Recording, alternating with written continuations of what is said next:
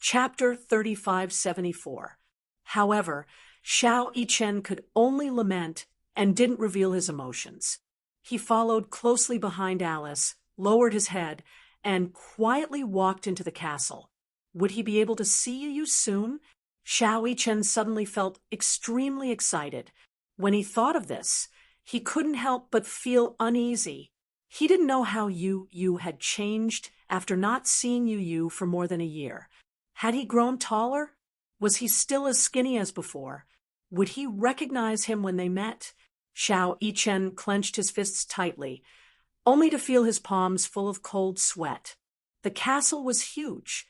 As Lisa led them all the way, Xiao Yichen only felt that there were endless stairs and endless corridors. Finally, after walking for a very long time, Lisa stopped in front of a door and said in a deep voice, "Young master is in his room. You can go in directly." Alice pushed open the door and walked in naturally. Gong Jie followed closely behind. Just as Xiao Yichen was about to step in, he inexplicably felt Lisa's gaze on him, as if she was secretly examining him. He followed her gaze and sized her up, only to see that she was coldly sizing him up. That gaze, which seemed to be able to see through his entire body, made Xiao Yichen's heart jolt violently. He had an inexplicable suspicion that Lisa might have recognized him. Lisa quickly turned her gaze away and looked out the window, as if the gaze she gave him just now was just a casual glance. Xiao Yichen didn't take it to heart. He entered the room and locked the door from the inside. Alice walked into the bedroom and saw the back of a young man lying quietly on the big bed. He lay quietly on the bed with his eyes closed, as if he was still asleep. However, Gong Jie and Xiao Yichen, who were standing behind her, couldn't calm down, especially when he saw the young man's extremely familiar yet pale face. Gong Jie's breathing suddenly became erratic. He walked excitedly to the bed and squatted beside it until he recognized that the child in front of him was really Yu. Yu, who had disappeared without a trace for more than a year, suddenly felt a burning sensation in his chest. It really was Yu. Xiao Yichen was so excited that his entire body trembled. This voice had only appeared in his dreams for more than a year. Now that he finally saw it in real life, he couldn't even tell if this was reality or a dream. Gong Jie couldn't help but reach out and cup Yu's little face. However, the moment he touched his face, the young man on the bed suddenly woke up. He suddenly opened his cold eyes, and his pupils contracted. When he recognized the unfamiliar man in front of him, he sat up in shock and coldly swatted his hand away. There was a loud smack. He swatted Gong Jie's hand away expressionlessly and asked coldly, "Who are you?" Gong Jie was about to step forward when Alice immediately stopped him. She said to Yu, "Young master, these two are the assistants I brought over. He was taking your temperature just now." The young man frowned but didn't say anything. He only glanced at Gong Jie and Xiao Yichen cautiously. Xiao Yichen saw Yu's cold and indifferent gaze land on him. He scrutinized him for a long time before he finally looked away coldly. It was obvious that he didn't pay much attention to him. At the same time, this also meant that Yu had really forgotten about him. Perhaps he didn't feel anything when he was asleep, but when he woke up, Xiao Yichen suddenly realized that Yu had really changed. He had become especially unfamiliar. Chapter 3575. Alice pretended to be normal as she walked over. As usual, she started a series of tests on him, including measuring his blood pressure and temperature. Yu was very obedient. He allowed her to use all sorts of instruments to measure his body. However, his expression was indifferent, as if it was just a routine. Seeing that he was so calm, Alice couldn't help but ask, "Do you still have palpitations recently?" "Occasionally." He was a man of few words. If he could describe something with one word, he would definitely be stingy. He didn't speak often. Probably, other than him, No one else could live on this isolated island for a few months without breaking down. Humans were social animals. They were used to living in groups and isolated from society. You only had Lisa by his side. However, both of them were quiet and didn't speak often. Occasionally, Lisa would deliberately talk to him, but you would only use a few words to end the conversation. In the past, you was naturally introverted. However, because of Yun Shirshir, he was still considered cheerful and cheerful. However, under hypnosis, the second personality destroyed the first personality. As a result, the second personality completely took over. Today, Yu was more like a walking corpse. Xiao Yichen's heart ached so much that he was about to suffocate. When he thought about how lonely Yu had been for the past year, he felt as if a knife was being twisted in his heart. For some reason, he hated Gong Xiaoying even more. Gong Jie pulled Xiao Yichen behind him and reminded him, "Are you ready? Can you hold on for a month?" Xiao Yichen nodded and said firmly, "Uncle, don't worry. It's only a month.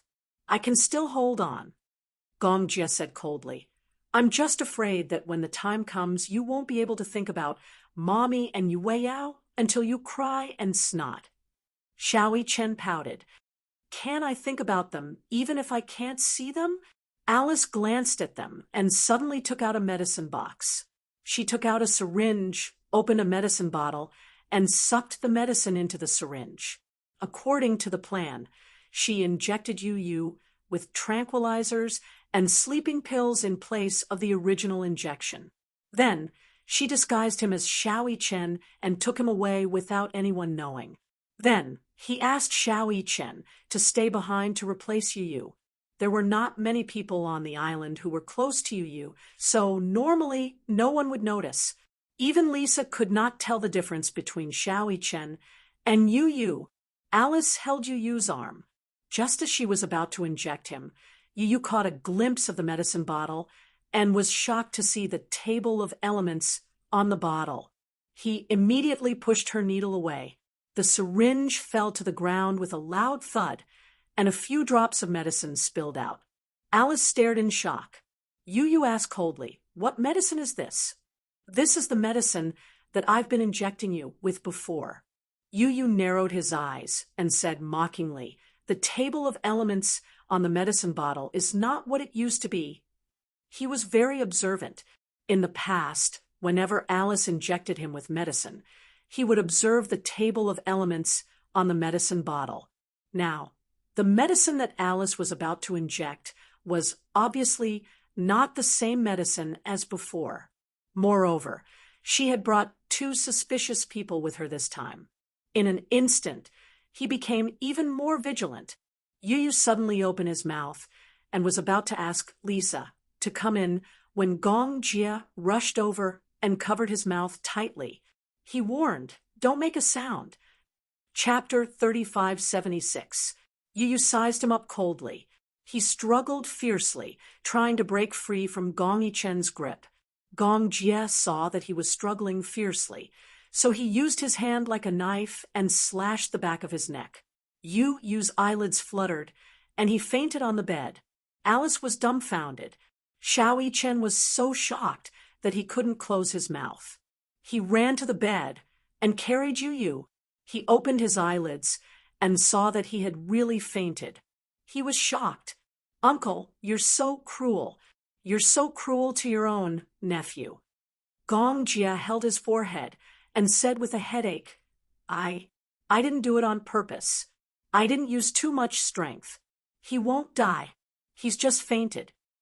If you used more strength, Yu's neck would have been broken, okay?" Xiao Yichen said angrily. Gong Jie was as strong as 3 adults, and he still had the cheek to say that he didn't use too much strength. If he used more strength, he would have killed him. Gong Jie cleared his throat awkwardly and said, "It's good that you hit him. Maybe he'll remember who he is." He looked at Alice for confirmation, but she said coldly, "No matter how much you hit him, he won't regain his memory." Gong Jie's lips twitched. Although his heart ached, there was nothing he could do. I'm worried that he'll spread the news. Okay, don't make a fuss. When he was young, he often got injured during training. He didn't suffer any injuries that were more serious than this. Xiao Yichen carefully touched the back of Yu Yu's neck. Seeing that there weren't any injuries or fractures, he was relieved. Yu Yu had fainted. This time, he could finally do whatever he wanted. Little Yichen hugged him tightly as if he had found his lost treasure. His eyes reddened uncontrollably. Xiao Yichen's heart was filled with tenderness when he finally met her after so many times in his dreams. No matter what, he had to bring Yu Yu home. He never belonged to Hurricane. He belonged to the Mu family. He had a father, a mother, a brother, and a sister who loved him. He shouldn't be Gong Fan. He shouldn't be such a cold-blooded, demon-like war machine. Alice walked over and helped Yu Yu lie flat on the bed. She helped him dress up, then took off Yu Yu's clothes for Xiao Yichen to change into, while Xiao Yichen put on Yu Yu's clothes. After more than a year, Yu Yu had also developed a little and grown taller. However, compared to Xiao Yichen, he was still very skinny. The clothes on his body looked very empty. After putting the wig on his head, the job was finally done. Xiao Yichen, on the other hand, disguised himself as Gong Fan and lay on the bed. Based on his appearance alone, no one would be able to tell that he was a fake. Gong Jie frowned and said with disdain, "Can't you act more realistically?" "How?" "Make your expression cold and your gaze fierce." Xiao Yichen immediately put on a straight face. However, Gong Jie was used to seeing his warm smile. Now that he suddenly imitated Yu Yu's expression and put on a cold face, Gong Jie couldn't get used to it. Alice said, "There aren't many people on this island, so you don't have to force yourself. However, you can't give yourself away when you're facing Lisa. She's in charge of taking care of Yu Yu for Gong Shaoying. If you give yourself away, it'll be hard for the news to leak. When that happens, it'll be very difficult." Chapter 3577. Xiao Yichen and Yu Yu had been swapped. The swapped Yu Yu was immediately taken away by Gong Jie. When they left, Gong Jie carried him on his back. Lisa stood at the door and saw Gong Jie carrying Yu Yu. The guy on his shoulder had obviously fainted. She asked symbolically, "What's wrong with him?" "Blood sickness." He had fainted. Lisa didn't probe further with such a careless explanation. She obviously didn't suspect anything either. As an assistant, how could he faint from blood sickness for no reason? That didn't make sense. She let him go easily. Gong Jie couldn't help but feel that something was amiss. He turned around and looked deeply at Alice, only to see her enter the room with a cold expression and close the door. He had a feeling that she knew about this matter. Gong Jie asked Alice, "Have you communicated with Lisa about this?" "No, but I have a feeling that she knows." Gong Jie lowered his voice and said, "I swapped you." Alice furrowed her brows and turned around to take a look. However, she didn't have time to think too much about it. "Now's not the time to think about this. Let's get out of here quickly." Gong Jie nodded. After Gong Jie and Alice left with Yu Yu, Lisa entered the room. Xiao Yichen was initially at a loss. When he saw her enter, he frowned and pretended to be asleep on the bed. He wanted to bluff his way out of this. Lisa walked to the bedside and saw Xiao Yichen lying on the bed, quietly asleep. She smirked mockingly and kicked him. Xiao Yichen sat up in shock and said angrily, "Why did you kick me?" "They're gone. You don't have to pretend anymore." "Pretend?" Xiao Yichen's heart skipped a beat, but he refused to admit it. "What do you mean, pretend? I don't know what you're talking about. You can understand." Lisa paused and said, "Mu Yichen." When Xiao Yichen heard this, he abruptly turned his head and stared intently at her. He couldn't believe that Lisa could recognize him so easily. After all, he and Yu looked exactly the same. At first, even Mu Yaja couldn't tell them apart. Only Yin Shirshir could recognize them at first glance. How could Lisa tell at a glance that he wasn't Yu? She could even tell that he was pretending to be asleep. What a sharp gaze. Lisa pursed her lips coldly, apparently knowing what he was thinking. She said coldly, "I recognized you the moment you got off the boat." Usually, Alice would only come alone. She was not allowed to bring anyone with her. However, today, two strangers had appeared. Even though Gong Jia and Xiao Yichen were in disguise, and no one could recognize them, it didn't mean that she wasn't observant. She used to be Gong Jia's maid. So how could she not recognize him? Xiao Yichen had the same face as Yu, so how could she not recognize him? No matter how he disguised himself, it was difficult to change his facial features. She knew very well that they were here to take Yu away. However, she turned a blind eye and did not stop them. With her ability, she was fully capable of stopping them. However, she didn't. Xiao Yichen's heart skipped a beat. He was so nervous that he broke out in a cold sweat. He was worried that Lisa would ignore Yu if she knew about this. Lisa smiled and said, "Don't worry, I'll just pretend that I don't know about this. From now on, you're Gong Fan. As long as you play your role well and don't let anyone recognize you, I won't make things difficult for you." Chapter 3578. Why did she do that? Her job was to protect Yu, but in reality, she was a spy that Gong Xiaoying had placed around him to keep an eye on him. This was her job, but she didn't fulfill it. She even let Yu go on purpose. Why did she do that? There's no reason. Lisa couldn't be bothered to explain further. "I'm guessing that Alice will report to Gong Xiaoying that you're unwell. You don't have to go anywhere except here. You just have to stay here quietly. Remember, don't talk too much." After she finished speaking, she turned around and left the room swiftly. Xiao Yichen leaned against the headboard in a daze. For a moment, his mind was in a mess. When Yu woke up, he was in a high-class cabin. He sat up and realized that he was on a huge bed. Just as he sat up, he heard a man's elegant voice beside him. "You're finally awake?" Before Yu could react, Gong Jia pounced on him. He hugged his head and rubbed his face. Yu, Uncle missed you so much." Yu frowned and instinctively reached out to push him away. "So disgusting, so mushy," Yu said coldly. "Let go of me." However, Gong Jia didn't let go of him. Instead, he cupped his face and planted a kiss on his cheek. "Get lost." Yu instinctively pushed his face away and distanced himself from him. Immediately, he reached out and rubbed the spot where Gong Jia had kissed him. His eyes were filled with disgust. Who was this man? He actually kissed him.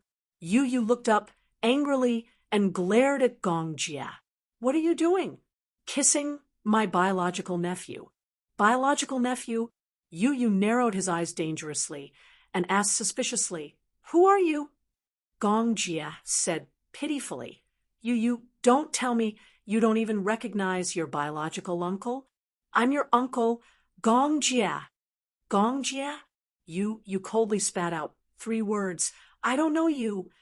He wiped the spot where Gong Jia had kissed him.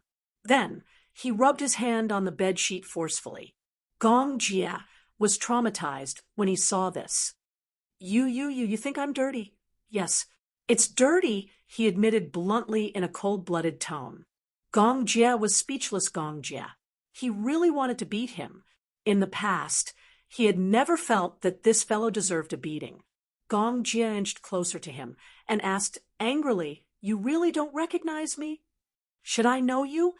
You Gong Jia pursed his lips and comforted him. "It's okay if you don't recognize me. Anyway, it's good that you're still alive. Your mommy knows you're still alive. She's waiting for you at home." Mommy. This word actually caused a slight ripple to appear in his ice-cold heart. Even though he quickly regained his deathly stillness, only this word caused him to become slightly absent-minded. In an unfamiliar environment, he was surprisingly calm. He asked, "Where are you taking me?" Although the gong Jia sitting in front of him had an overbearing aura, Yu Yu's aura was not suppressed at all. Such a thin body seemed to be brewing an extraordinary aura. It was frightening. He had really changed. Chapter 35, 79. Looking out of the window, Yu Yu saw the sea. He knew that he was now traveling on the sea, which was no different from a cage on the sea. It was difficult for him to escape, and he was destined to be unable to escape from this man's control. Since he was already here, he might as well take things as they came. Yu Yu lay down on the bed quietly and said coldly, "You don't have to watch over me. I can't escape anyway." Gong Jia widened his eyes in surprise. He was surprised by his calmness. However, he quickly smiled and stood up. "Have a good rest today. You'll go home tomorrow." He left the room after he finished speaking. After the door was closed, Yu Yu closed his eyes and fell asleep. At the same time, in the Mu residence, Yun Shishir was restless. She tossed and turned in bed when she returned to her room. She could not sleep well and felt uneasy. Gong Jia sent her a message saying that he was on his way back with Yu Yu and asked her not to worry. However, she was nervous, agitated, and uneasy. She was worried about Yu Yu, but she was even more worried about Xiao Chen. Would he be lonely on the island alone? Initially, she did not agree to this plan, no matter what. Yu Yu was back, but what about Xiao Chen? Was he going to replace Yu Yu and stay on the island forever? She heard that there was nothing on the island except for a huge castle. It was almost isolated from the rest of the world. Wouldn't Xiao Chen feel lonely? Yun Shishir's heart ached when she imagined Xiao Chen being left alone on the island. However, she also felt that it was unfair to Xiao Chen. She also felt that Mu Yaja was heartless. However, Xiao Chen said that he was only going to replace Yu Yu temporarily. It did not mean that he would never return. The most important thing now was to bring Yu Yu back and recover his memory as soon as possible. After that, everything would be easier. If Yu Yu continued to stay on the island, nothing would go smoothly in the future. Yun Shishir reluctantly agreed. Before Xiao Chen left, Yun Shishir hugged him to sleep for the entire night. Xiao Chen hugged her tightly because he was going to be away for a long time. He did not know when he would be back, so it was inevitable that he would miss her. Xiao Chen did not dare to stay any longer, and he left hurriedly, as he was afraid that it would make her sad. Now that Yu Yu was already on his way back, she felt inexplicably uneasy. 2 days later, the ship docked. Mu Yaja and Yun Shishir were waiting at the port in advance. When Gong Jia carried Yu Yu off the ship, Yun Shishir saw them from afar. She and Mu Yaja went up to them excitedly. Before they even got close, tears rolled down their cheeks. Yu Yu looked at the tall and handsome man in the crowd. Her gaze was fixed on him, but she looked away coldly. However, when his gaze fell on Yun Shishir, and he saw her red eyes looking at him with anticipation, he did not know why his heart started to beat erratically. Yu Yu was inexplicably stunned by his strange reaction. Yun Shishir walked up to him and held his face. She looked left and right. When she saw that it was really him, she still could not believe it. She wondered if she was dreaming. It wasn't until she caressed his face that she confirmed that this wasn't a dream. Chapter 3580. Yu Yu frowned and said coldly, "You've got the wrong person." Yun Shishir's expression froze. Mu Yaja also frowned slightly and exchanged glances with Gong Jia. Gong Jia immediately said, "He doesn't remember anything. His memories have been sealed by hypnosis." Yu pursed his lips mockingly and looked away impatiently. To him, the so-called memory loss that Gong Jie mentioned was ridiculous. Memory loss? How could he have lost his memory? Who were these people, and why were they saying such strange things? In fact, it could only prove that Alice's hypnosis was too successful. The fake memories that she had created had already infiltrated Yu's mind. The memories that she had fabricated made Yu really believe that he had grown up in the Gong family and that he was Gong Fan, and not Yu. Hence, to him, what Gong Jie had said was a complete lie. He would not fall for it so easily. Yun Shishir was at a loss. The child standing in front of her had the same face as Yu. Whether it was his exquisite eyes or his handsome features, they were all so familiar. In the past year, he had not appeared in her dreams countless times, but he was out of her reach. However, now that the living Yu had really returned, he was so unfamiliar. The Yu who used to pester her and call her dearest mommy seemed like he would never return. Yun Shishir's heart was filled with disappointment. She was extremely upset as tears fell one after another onto his shoulders. She was heartbroken. Yu saw her tears and felt annoyed. He turned his face away and did not look at her. To him, whether it was Yun Shishir, Gong Jie, or Mu Yaja, they were all complete strangers. It did not matter. Yun Shishir said with difficulty, Yu, do you really not recognize me? I've said it before. Yu finally could not take it anymore. He waved her hand away and said coldly, I've said it before. I'm not Yu. You've got the wrong person. Don't call me that again. These words were undoubtedly heart-wrenching. Yun Shishir's heart ached, as if it was being cut by a knife. She clenched her fists and held back her tears. At the side, Mu Yaja held her shoulders tightly and comforted her. Don't rush. Take it slow. Okay, Yun Shishir asked carefully. Yu looked at her coldly and did not say anything, as if he was looking at a stranger. However, Yun Shishir did not back away. Instead, she reached out and hugged him. His body was cold. His skin was cold, as if he was born like this. His palms were cold, not as warm as Xiao Yichen's. Yun Shishir hugged him tightly. Even though Yu had become so cold when she saw him again, she was already very glad that he was still alive. It was good that he was alive. She had thought that he would never come back. She was already very grateful that her most precious family member had been found after losing him. In the car ride back, Yun Shishir hugged Yu. Even though he was obviously resisting, she refused to let go and hugged him tighter and tighter. His body was so cold. She wanted to use her body temperature to warm him up. However, Yu was extremely uncomfortable, seeing that he could not break free. He stopped struggling and looked out of the window without looking at her. His cold gaze made her heart palpitate. Chapter 3581. It was the third day since Yu left. Xiao Yichen spent the past 3 days on the island in agony.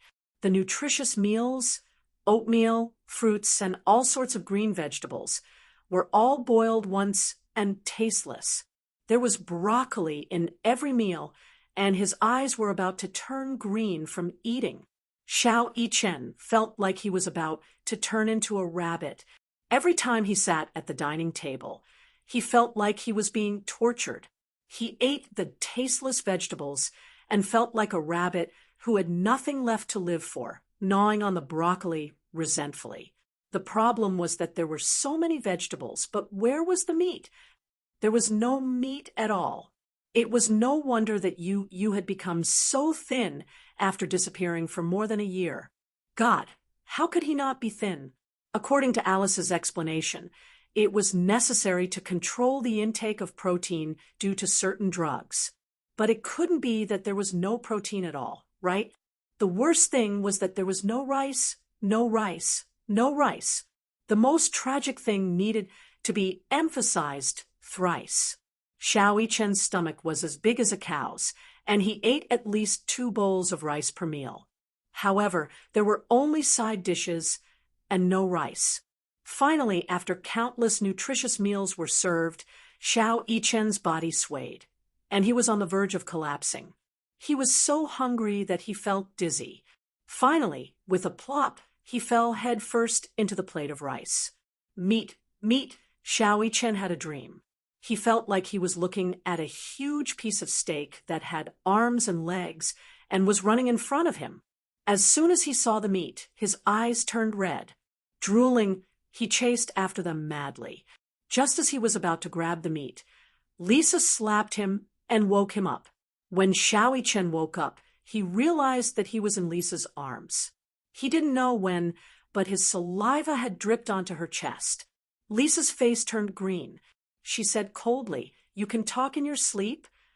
Xiao Yichen blinked in shock. He furrowed his brows and asked in confusion, "What did I just say?" Roa.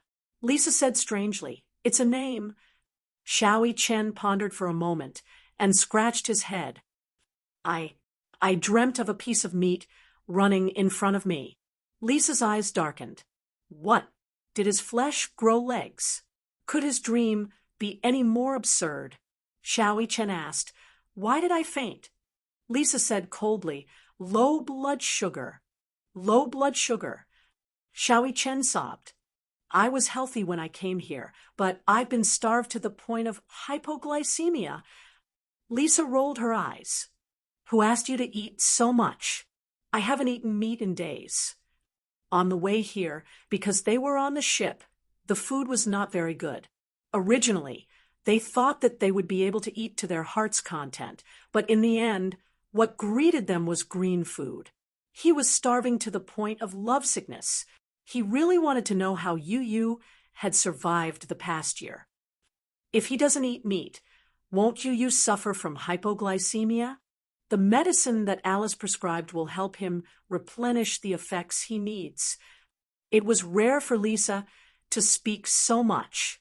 She glanced at him in disdain. "Are you awake? Can you get up and walk?" I'm starving to death."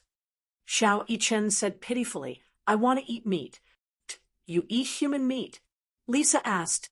Xiao Yichen looked at her in disdain. She was so skinny from head to toe. What was there to eat? Chapter 3582. They looked like 2 small steamed buns. Xiao Yichen's face suddenly flushed red. Lisa glanced at him and looked at his expression. She then followed his gaze, and it landed on her chest. No matter how stupid she was, she could tell that he was staring at her chest. Lisa's face darkened. Suddenly, she released her grip on Xiao Yichen, causing him to lose his balance and fall to the ground with a loud thud. "Pervert!" Lisa scolded him coldly. Stepping over him, she went back to her room. Xiao Yichen sat up from the ground and rubbed his butt in pain. Feeling wronged, he said, "What? It hurts." Why wasn't she gentle at all? He saw that she was very respectful and gentle to Yu. It wasn't fair. Xiao Yichen nimbly got up from the ground and chased after Lisa. He muttered behind her, "Why are you so gentle to Yu, but so violent to me?" Lisa rolled her eyes expressionlessly and ignored him. "Hey, since I'm replacing Yu now, you should treat me as Yu too. Be gentler." Lisa suddenly stopped in her tracks and turned around calmly. She looked at him meaningfully and said in a mocking tone, "Are you as smart as Yu? Are you as obedient as Yu? Yu isn't as perverted as you." As she said this, she glared coldly at Xiao Yichen and said coldly, "Mu Yichen, I'm warning you. If you stare at me again." Lisa instinctively covered her chest with her hands and said with an ashen face, "Keep your eyes to yourself. If you keep looking, I'll dig your eyes out." After Lisa finished speaking, she walked away. Xiao Yichen watched her leave in shock. He couldn't help but lament. How violent! Even though Xiao Yichen was very resistant to green vegetables, he could only pretend to be calm and silently eat grass in order not to expose his identity. After 4 days, Xiao Yichen finally couldn't take it anymore. He started a hunger strike and insisted on eating meat. Lisa had no choice but to order the chef to prepare steak in the name of wanting to eat meat. At night, little Yichen lay in bed, clutching his growling stomach as he tossed and turned. He was so hungry that he could not fall asleep no matter how hard he tried. The lights suddenly came on. Lisa turned on the lights and walked in with a tray of food. At first, Xiao Yichen was sleepy and was about to fall asleep when he suddenly smelled an alluring aroma. He jumped up from the bed like a carp. He sniffed in the direction of the aroma. Lisa walked to the bed with a tray and said expressionlessly, "Get up and eat." Xiao Yichen moved closer. When he saw the steak on the plate, his eyes lit up. Meat, meat. Xiao Yichen was like a heretic from a cult as he sat upright and devoutly. Lisa picked up the food from the bed and placed the tray in front of him. Like a gust of wind, he devoured the large piece of steak in a matter of minutes. Lisa was dumbfounded. She stared blankly at the knife and fork in his hand, looking as if he still wasn't hungry. She asked eagerly, "Is there more?" "Are you a pig?" Lisa said angrily, "Even pigs don't eat as much as you." Xiao Yichen said pitifully, "I've been hungry for a few days. This bit of meat isn't even enough to fill the gaps between my teeth." Chapter 3583. Half an hour later, Lisa walked in with another tray. Other than steak, there were cheeseburgers, ham, and sugar eggs. Lisa walked into the kitchen and told the chef, "I'm still hungry. Fry another steak for me." The chef stared at her in shock. It was as though she was a mutated monster. You couldn't eat meat, and the nutritious meals were all vegetarian.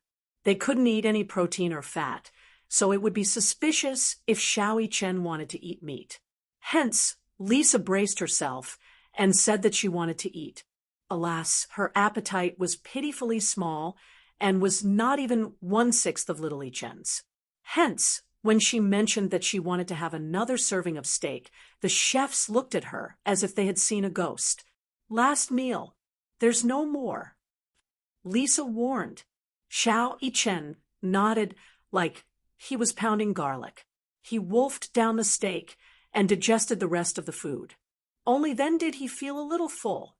He was so touched that he wanted to cry. Xiao Yichen licked the black pepper sauce on his knife and fork, still craving for more. Lisa sized him up coldly. This guy didn't look like an aristocrat at all. Instead, he looked like a starving refugee. "The way you eat isn't elegant at all." "Bad review." Xiao Yichen's lips twitched. He retorted, "A full man doesn't know the suffering of a starving man.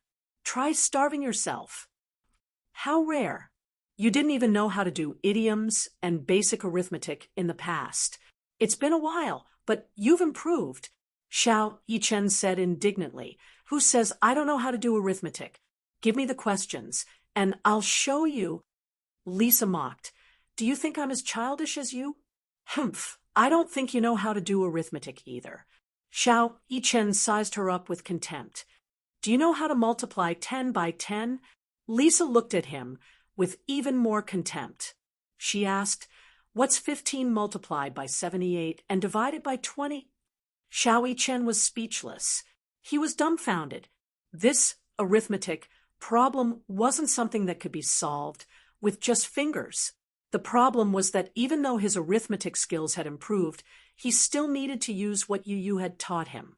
He was far from being able to do mental arithmetic. "Can you do it?" 58.5, idiot. Xiao Yichen threw himself onto the bed, feeling wronged. Lisa took the tray away and said disdainfully, "Tell me, why are you and Yu twins? Why is Yu so smart and you so stupid?" After saying that, she walked away as light as a feather. Xiao Yichen clenched his fists in anger. He glared at her back and gritted his teeth. How infuriating! He was actually despised. "Sleep." Xiao Yichen lay on the bed, hugged the blanket, and closed his eyes angrily.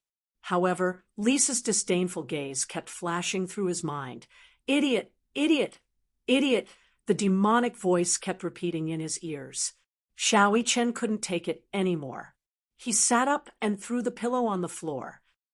You're the idiot at the Mu residence. Yun Shirshir finished preparing dinner. She walked to the bedroom and gently knocked on the door. You. There was no response. Yun Shirshir opened the bedroom door and saw Yu sitting on the bed, expressionlessly looking out the window. She said gently, "It's time for dinner." You didn't move. Even his breathing was so weak that it was almost inaudible. Chapter 3584. Seeing that he didn't respond, Yun Shirshir walked into the room and closed the door slowly. She walked over to him quietly and squatted down in front of him. However, she saw that his eyes were as still as a pool of stagnant water. There was no sign of life. Yun Shirshir's heart ached terribly. She couldn't help but lift her hand, wanting to caress his face. However, Yu narrowed his eyes and slapped her hand away in disgust. There was a loud slap. The back of her hand was slapped to the side by him. There should be a limit to your wishful thinking. Yu glanced at her coldly. Wherever his gaze landed, it was as if frost had struck. Yun Shirshir could only feel that pair of cold eyes landing on her face. Every inch of her skin was about to be frozen into ice. Every time she saw his cold expression, Yun Shirshir's heart felt like it was being stabbed. How did he become like this? Yun Shirshir bit her lip hard as tears streamed down her face uncontrollably because of his heartless words. Her heart was extremely broken. "Why are you crying?" Yu said in annoyance. "You only know how to cry. Even if you want to cry, don't do it in front of me. It's an eyesore." As he said this, he stood up and walked to the floor-to-ceiling window. His voice was emotionless as he said, "It's time to stop acting." Yun Shirshir's heart ached as she said, I don't know why you've become like this, but I'm your mommy." You closed his eyes. Finally, he turned around impatiently and said coldly, "Don't call me by that damn name again." Damn it. When Yun Shirshir heard this, she felt as if she had been hit hard. It was undoubtedly heart-wrenching. That was his name. He had said before that no matter what, he would never change his name or his surname. His surname was Yun, and his name was Tianyu. His surname was Yun, and his name was Yu. This was the name his mommy had given him, and he cherished it very much. But now, Yu was coldly saying that it was a damn name. Yun Shirshir felt as if a knife was being twisted in her heart. "Yaya." Outside the door, a childish voice suddenly sounded. Yun Shirshir looked up and saw that the door was suddenly opened from the outside. Mu Yaja was standing at the door, holding the pink little Yueyao in his arms. Gong Jia said softly beside him. Yueyao kept calling for her brother. Mu Yaja walked in with Yueyao in his arms. When the little Yueyao saw Yun Shirshir, she immediately opened her arms and babbled, asking for a hug. Yun Shirshir took Yueyao from Mu Yaja's arms. She gently held her little hand and kissed her forehead. She said to her, "Yes, brother is back. Brother is back." Yueyao followed her gaze and looked at the figure by the bed. Her gaze suddenly froze. "Brother, brother."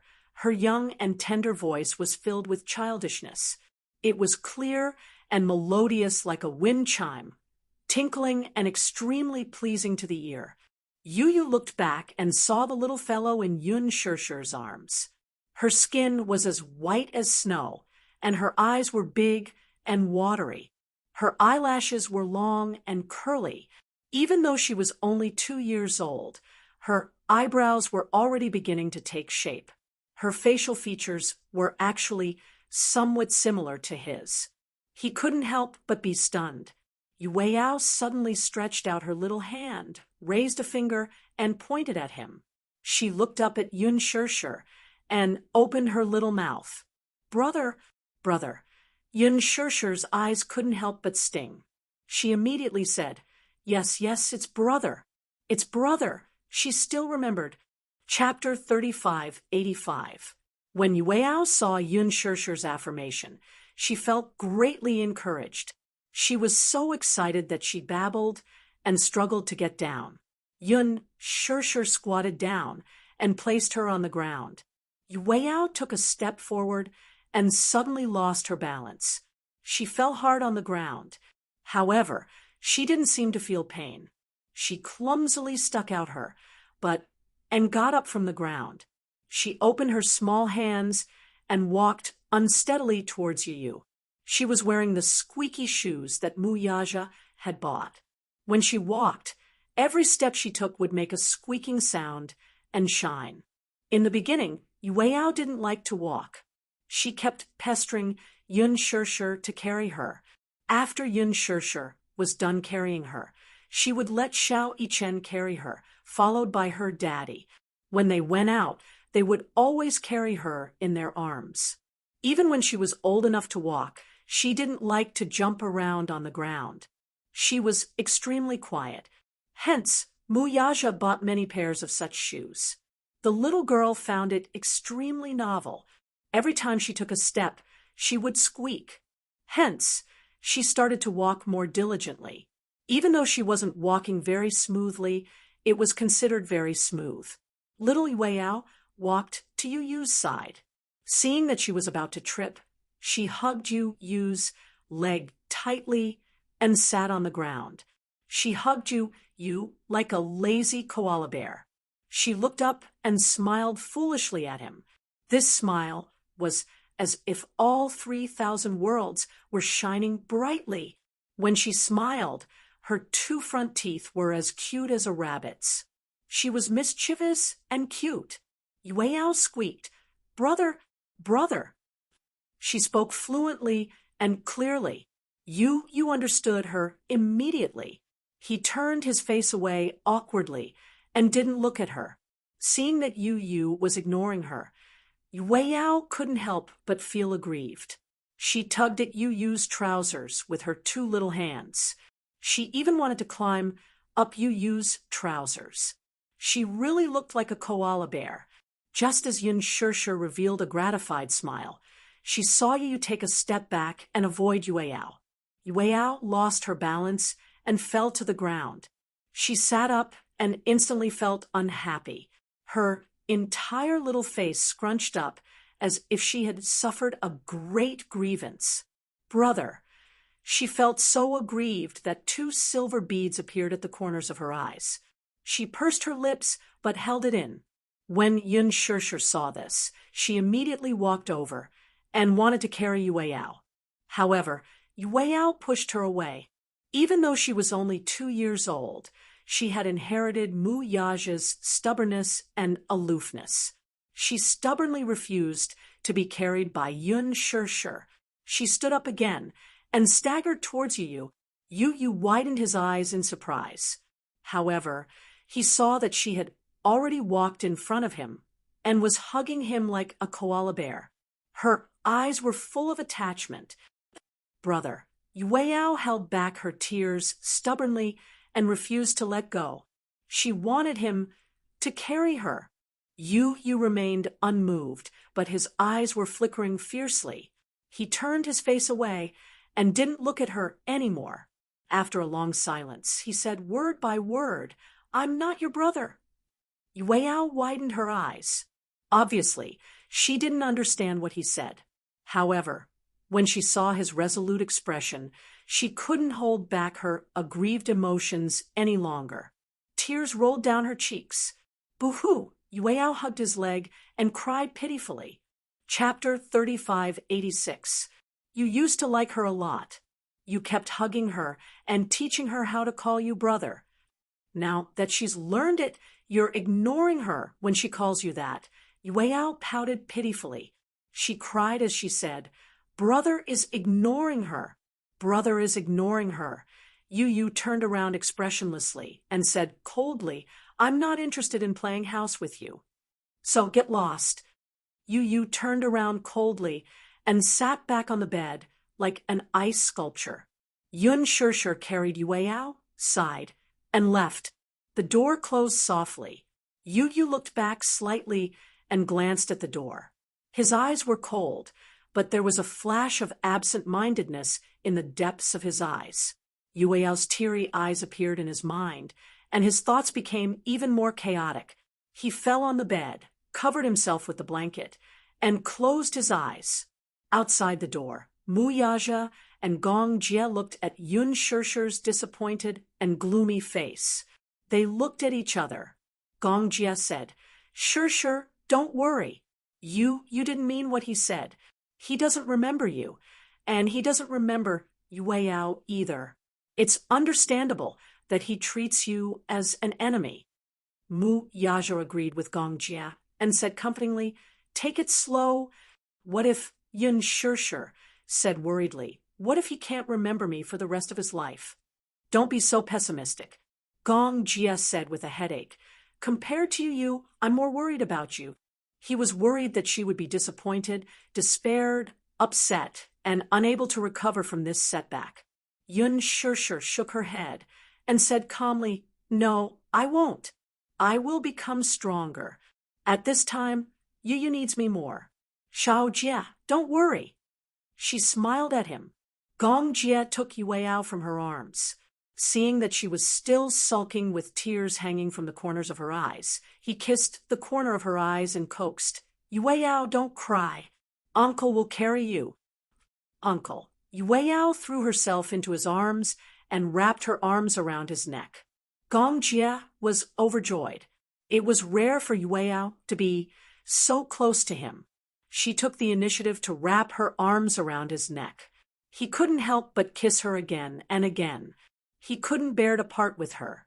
Mu Yaja said coldly, "If you like it so much, give birth to one yourself." Gong Jie snorted. "No, I love Yueyao the most." As he spoke, he subconsciously shielded her, worried that Mu Yaja would snatch Yueyao from his arms. When Yun Shirshir saw these two clowns, her mood finally recovered a little. It was as if sunlight had shone into her heart. It didn't matter. It didn't matter that Yu didn't remember her. She would try her best to make him remember her. It was late at night. Yu lay in bed. Even though he hadn't eaten for a day, he didn't feel hungry. He always carried the medicine that Alice had concocted with him. To a certain extent, these medicines would make him feel full and replenish his various bodily functions. He looked at the ceiling. There was no emotion in his cold eyes. Suddenly, footsteps came from outside the door. Following that, there was a long silence. It seemed that the person hesitated for a long time. Finally, she took the doorknob and pushed the door open. In the darkness, the footsteps slowly walked in. Yu's handsome brows were slightly raised. He closed his eyes, but didn't close them tightly. Through the gaps of his eyes, he saw a slender figure slowly walk to his bedside and sit on the edge of the bed quietly. Yu, a fair hand, slowly caressed his cheek and tucked his hair behind his ear. Chapter 3587. Yu did not say a word and pretended to be asleep. Yun Shirshir looked at him quietly. She could not wait to make up for the yearning she had for him over the past year. Through this one look felt like 10,000 years. She could not help but recall how he looked when he was just born. His wrinkled little face was red. After being rescued and returned to the incubator, he looked so weak that it was as if he would leave her at any time. She had just gone through childbirth, but she still insisted on visiting him every hour with Yun Yeching's help. In the beginning, she was weak, but later on, she slowly regained some vitality. Her two small hands began to wave and grasp the air. Her legs also began to kick. The first time she took him out of the incubator to feed him, he was born prematurely at 8 months. He was so small that he was as light as a feather.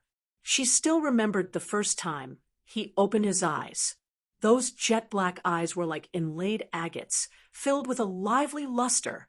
He opened his eyes and smiled at her, revealing his pink gums. The first time he said "Mommy" was inadvertently when she was busy tripping rice noodles for him.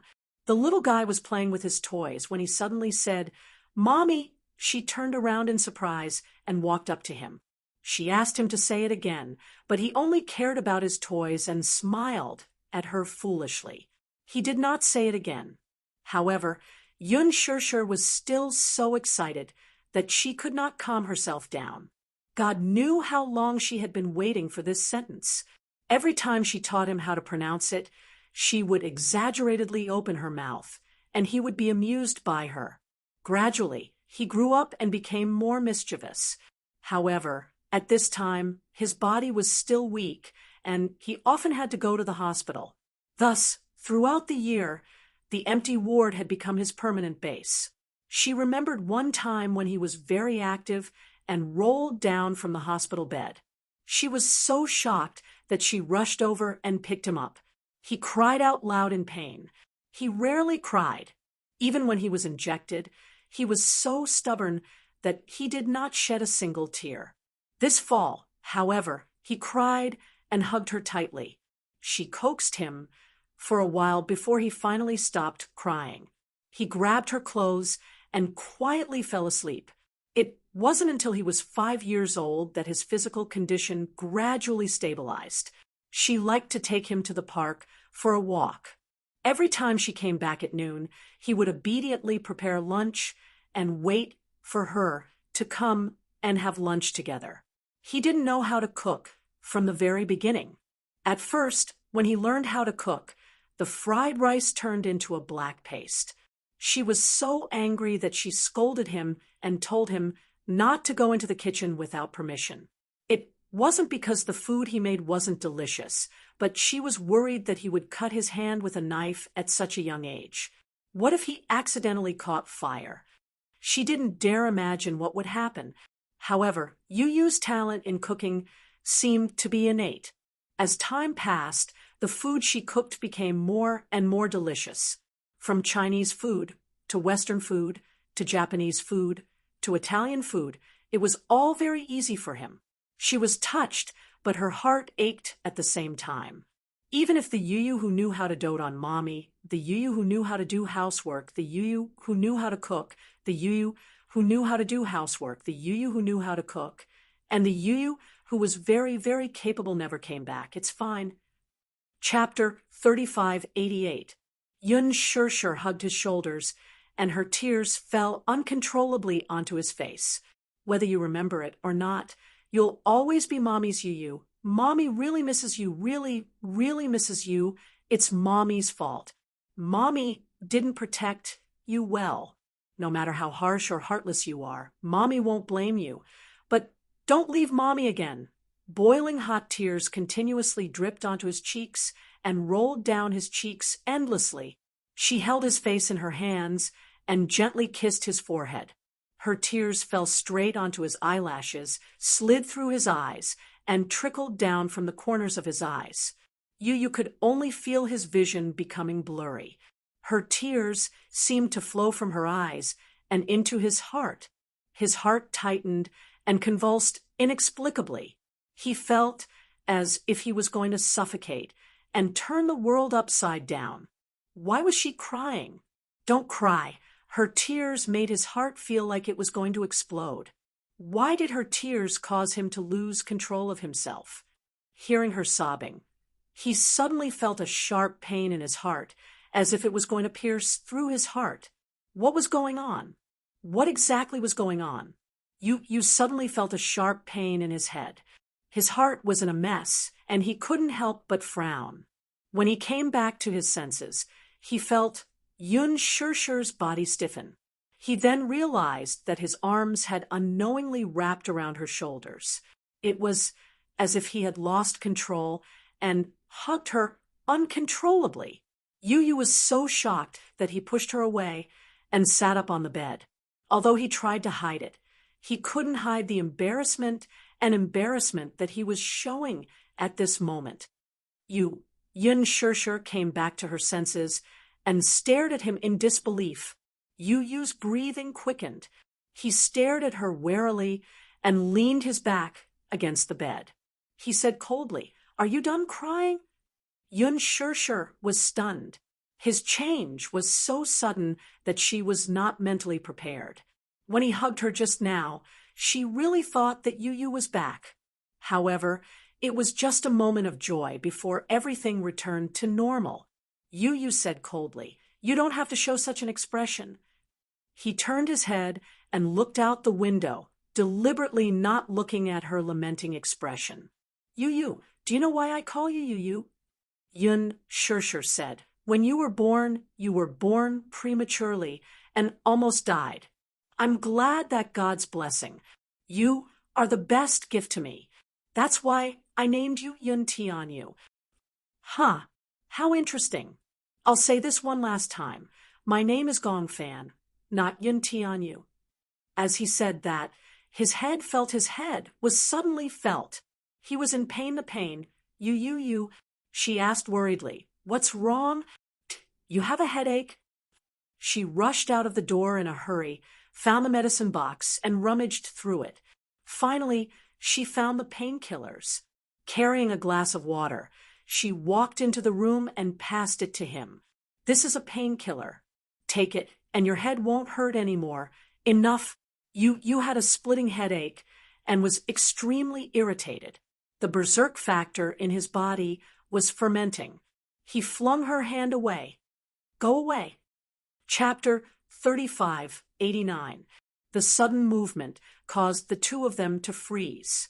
Yu Yu stared at the shattered glass on the floor, feeling inexplicably frustrated.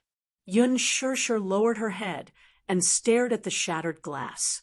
For a moment, she couldn't figure out whether it was the glass that had shattered or her heart. Yun Shirshir pursed her lips as tears rolled down her cheeks. Suddenly, she knelt down on one knee and picked up the shattered glass pieces. "Mommy, in the future, let's use the same glass as a family of 4, okay?" She could still remember how Yu Yu had excitedly brought 5 glasses to Yueyao not long after she was born. 3 of the glasses had adorable suns on them, while the other 2 had beautiful moons on them. Yu Yu had said that his daddy, Xiao Yichen, and he were the suns that protected the moons and gave them warmth. The moons were bright because of the suns. Gong Jia even threw a tantrum at one point, displeased that none of the 5 cups belonged to him. However, Yu Yu had muttered, "You're a married uncle, and you're a spilled bucket of water. It's not yours." He had carefully placed the 5 glasses on the rack and marked them separately.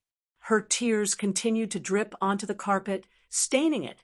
She picked up the shattered glass pieces bit by bit until her gaze fell on the suns. Suddenly, her fingertips started to tremble uncontrollably. In a moment of carelessness, she accidentally cut her fingertips. A drop of blood appeared on the wound. However, she didn't feel the pain at all. She held the shattered glass pieces in her hands as her sad tears fell silently. When Yu Yu saw this, especially when he saw Yun Shirshir's tear-stained face, he couldn't help but grip the bedsheets tightly. The bedsheets were crumpled into a ball, just like his inner world at that moment. "Stop picking them up." Little did he know that the moment he finished speaking, Yun Shirshir's tears fell even more violently, and she started to sob. Yu frowned again. He felt a headache coming on when he heard her crying. He held his forehead and looked helplessly at Yun Shirshir, who was squatting by the bed and holding back her tears. He didn't know what to do with her. In fact, you already knew why Alice came to the island. You also recognized Gong Jia and me. The sea breeze on the island blew gently. Xiao Yichen put on a jacket and sat on the beach. The bright moon seemed to be half submerged in the sea, but it also seemed to be rising from the sea. It was a beautiful sight. Lisa stood beside him and looked at the moon that seemed to be immersed in the sea. It was as if the sea water was the tears of the moon that had gathered to form the sea. She didn't say anything. She sat down beside Xiao Chen and gazed at the distant horizon. Her lips twitched as she said, "I work for young Master Jia. How could I not recognize him?" Xiao Chen turned to look at her in surprise. "So, you did it on purpose?" "On purpose?" Lisa smiled. "What do you mean on purpose?" "You knew that you and I were swapped, but you still allowed Gong Jia to take you away." Lisa didn't say anything, but it was a silent admission. "Why?" Xiao Chen didn't understand. "Isn't your mission and duty to take care of Yu? If he was taken away, it means that you didn't fulfill your duty. Aren't you worried that Gong Xiaoying will hold you accountable?" Lisa didn't answer. Instead, she asked, "Do you know what faith is?" Chapter 3590. What do you believe in? Xiao Chen asked.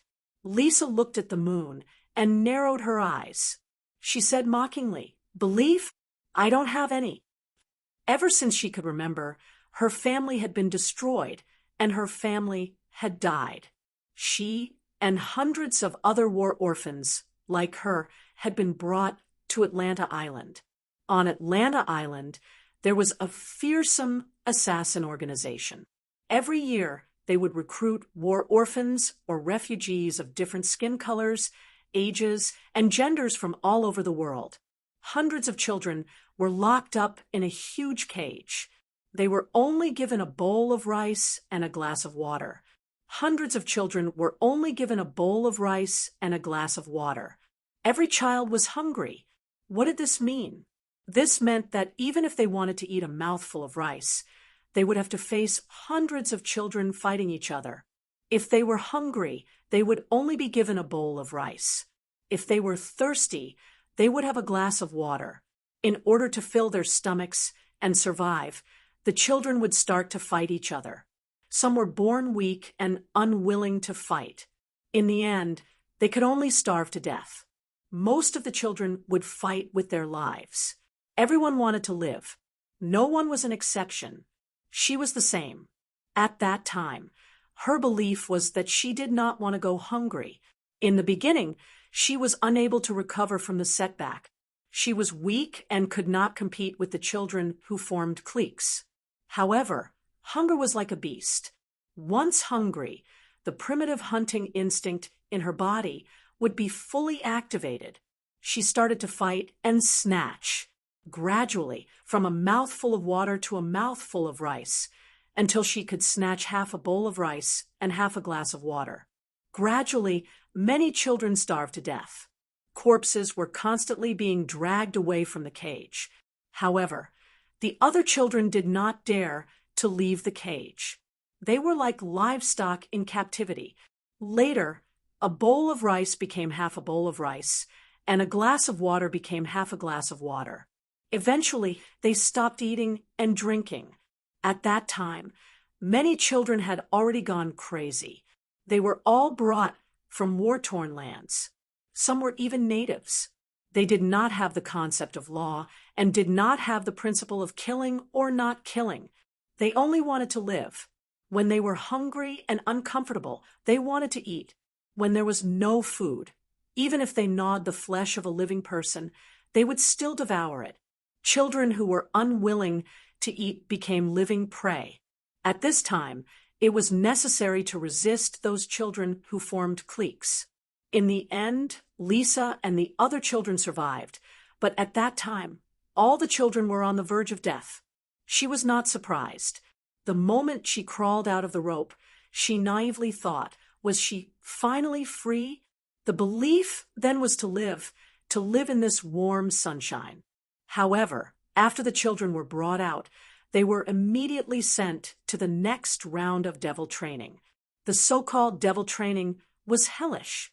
The weak would die, and the strong would survive. Perhaps, in the end, there would only be one person who could survive all the trials. Lisa was the only child who survived during that period. However, after the cruel competition, she didn't even have a basic belief. It was precisely because he had no faith that his heart ached for Yu. After the first personality was destroyed by the second personality, it became Gong Fan's Yu. It was like a numb and cruel zombie. It had no feelings, no beliefs, and no goals. Empty ambition. Chapter 35, 91. When she had first met Yu, this child was so special. On one hand, he was ruthless and unscrupulous. On the other hand, he was as warm as ever, just like the bright and beautiful sun shining on one's heart. However, this warmth was only vividly displayed in front of Yun Shirshir. At that time, Yu was loved, knew how to love, and enjoy being loved. He was blissful. Now, Yu was sitting there, but he was as empty as a painting. He was still as if there was no trace of life in him. She knew very well that Yu was not happy at all. Therefore, she had deliberately let Yu go. At least, when Yu was brought back to the Mu family, there would be people who would love and protect him. They would not bear to use him. Now, her belief was that her little master would be able to smile from the bottom of his heart like he did in the past. Xiao Yichen took a deep look at Lisa. It was as if something in his heart had been deeply touched. Yun Shirshir hugged the broken shards. Her tears kept falling onto the carpet, and her lips were trembling.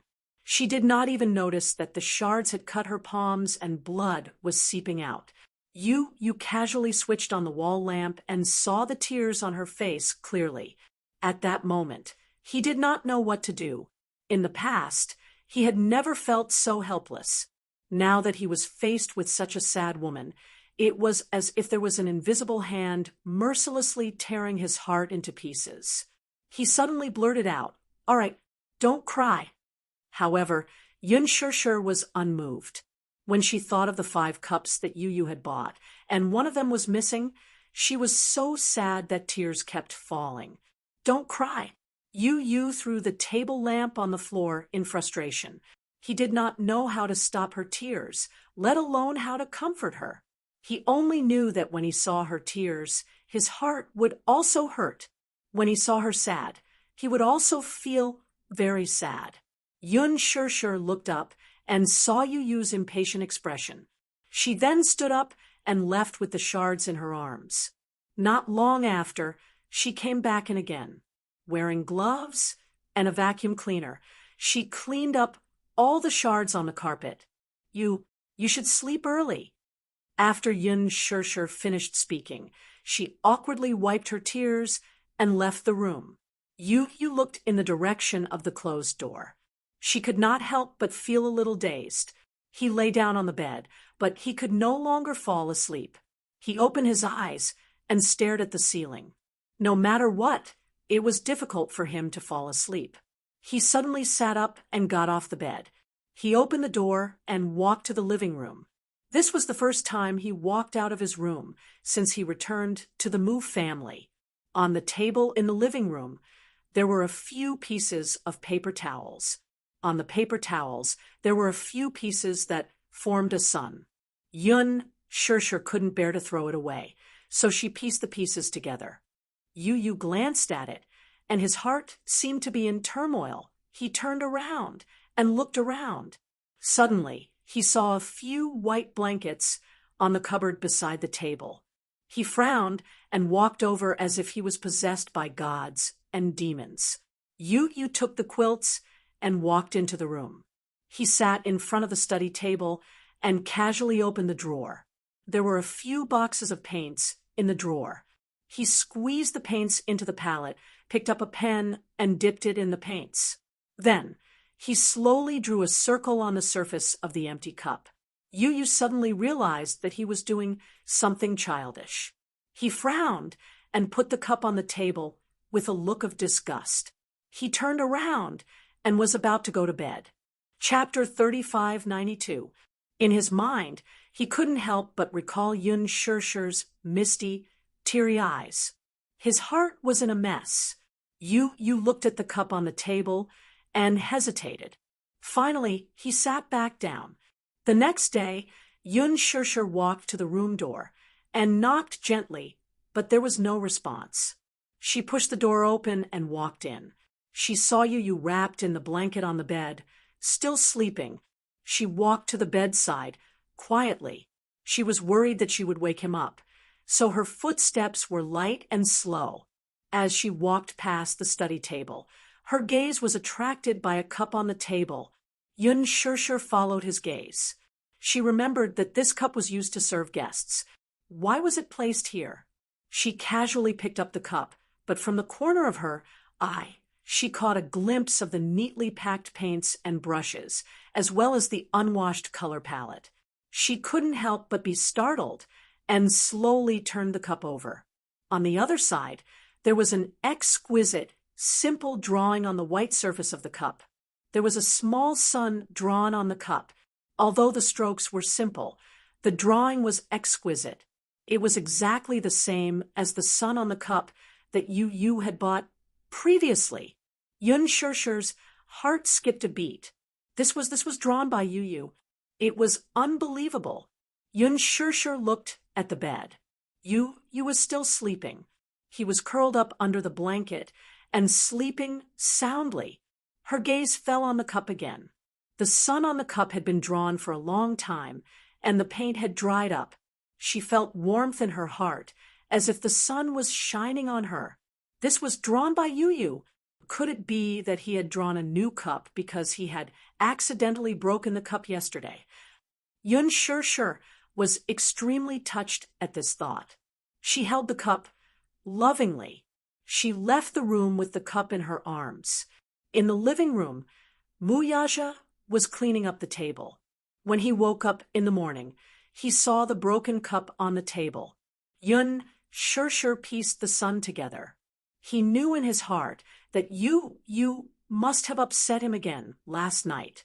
Yun Shirshir had always treated this cup like a treasure. During that period of time, she had always held this cup. This cup had accompanied her through the most torturous period of her life. However, now that it was broken, it was natural for her to be upset. For the entire morning, she was in low spirits and her eyes were swollen. It was obvious that she had cried a lot last night. When Yun Shirshir walked into the living room with a cup drawn by Yu, she raised the cup in front of Muyaja as if she was presenting a treasure. She smiled and said, "Look, this was drawn by Yu."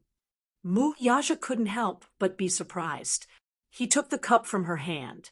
Yun Shirshir was still worried as she reminded him, "Be careful. Don't drop it." "It won't drop." Muyaja comforted her. His gaze fell on the cup, but he smiled and said, "One look, and I can tell that it was drawn by that little thing.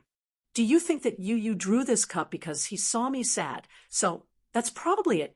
Although he has lost his memories, there are some feelings in his bones that can't be cut off." Muyaja comforted her and said, "Don't worry and don't be too anxious. Take it slow. His memories will slowly recover." Yun Shirshir was also encouraged. She nodded vigorously as hope ignited in her heart. Initially, she had thought that there was no hope for Yu to recover his memories. Chapter 3593. On the fourth day of Yu's return to the Mu family, he finally started to eat. Yun Shirshir personally cooked a bowl of noodles. She wasn't a good cook, but in the past year or so, when Yu wasn't around, she started to study her culinary skills. She started from recipes and attended some culinary training classes. Gradually, she was able to take charge of the kitchen.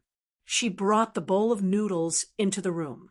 Yu was sitting on the bed, flipping through the books on the bookshelf. When he saw her walk in, he put the books back into the bookshelf with an indifferent look on his face. Yun Shirshir smiled and placed the bowl of noodles on the table. She said to him, You eat something. If you don't eat, you'll starve." When Yu heard this, he turned his face away. However, his attitude was no longer as repulsive as before. Instead, he said indifferently, "I don't want to eat. You haven't eaten for 4 days." Yun Shirshir pleaded, "Eat something, okay? Mommy will feed you." She paused for a moment. worried that he would resist. She changed the way she addressed him. "I'll feed you." Yu sat in front of the study table and looked at her steadily. He didn't reject her, but he didn't agree either. Yun Shirshir walked over to him tentatively. She moved a chair over and sat in front of him. With one hand, she used a fork to roll up the noodles and put it in his mouth. Yu looked at her expressionlessly. Suddenly, he opened his small mouth. Yun Shirshir was overjoyed when she saw this. However, she didn't dare to show her happiness on her face. She suppressed her excitement and fed him. It wasn't until he swallowed the mouthful of noodles that she believed that he was willing to eat. If he was willing to eat, it was a huge breakthrough. She couldn't help but feel touched. She persuaded him again. "Eat another mouthful, okay?" You still felt awkward and didn't say anything. He just stared at the noodles in her hand. The noodles she cooked weren't that amazing, but perhaps he was really hungry. He actually felt that this bowl of noodles was very fragrant. Yun Shirshir tried to feed him another mouthful of noodles, and he obediently opened his mouth and took another mouthful. When she saw it, she was so moved that she wanted to cry. The fact that he could eat was something she had never thought of.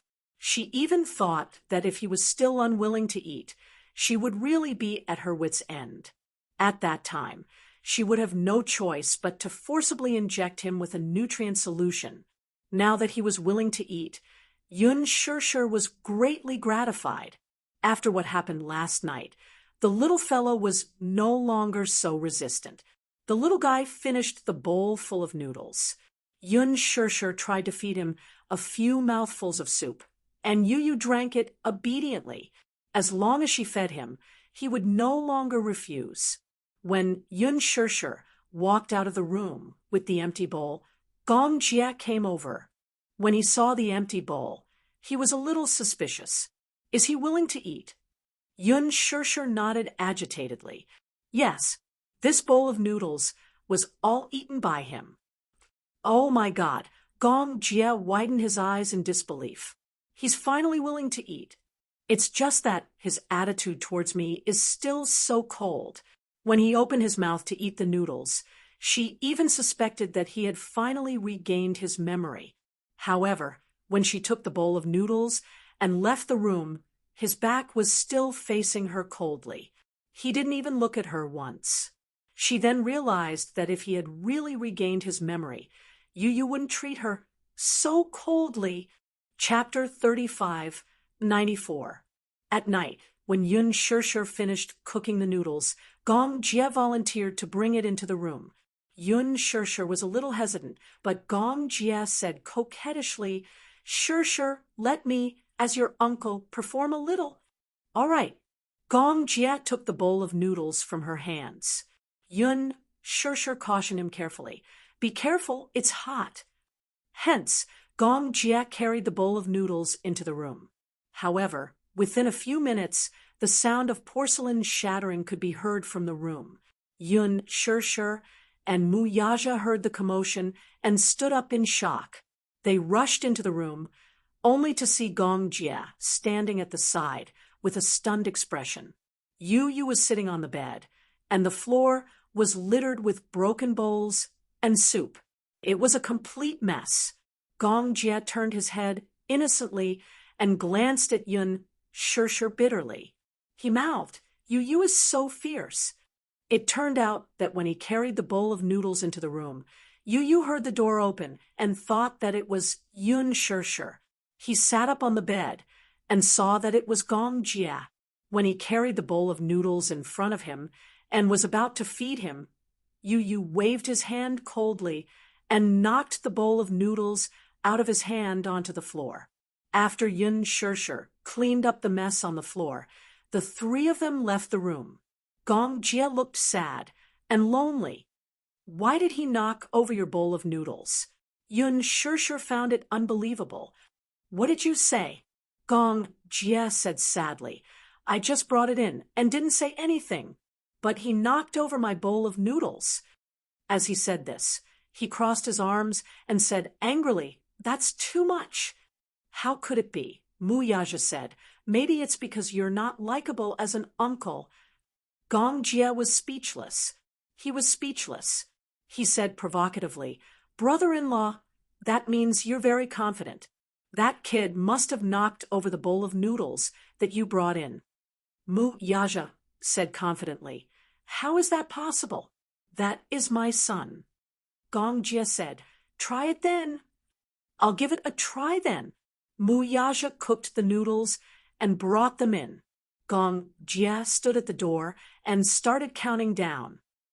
5, 4, 3, 2. Before he could count to 1, the sound of porcelain being overturned came from the room again. Gong Jia and Yun Shishir walked in and saw Muyaja standing beside the bed with an ashen face. The floor was also in a mess. Yu sat on the bed with an unapproachable posture.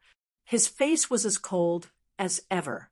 "Poochie," Gong Jia covered his mouth and held back his laughter. He had a smug expression on his face that said, "I was right, wasn't I?" Muyaja glared at him. Gong Jia glared back at him indignantly.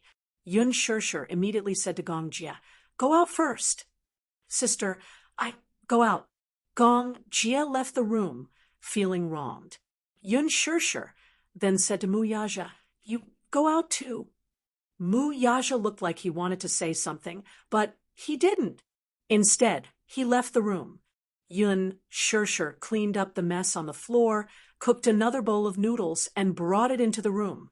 In fact, she was feeling a little nervous. In the afternoon, Yu was willing to eat.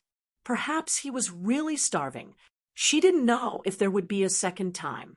Yun Shishir carefully inched closer to the bedside.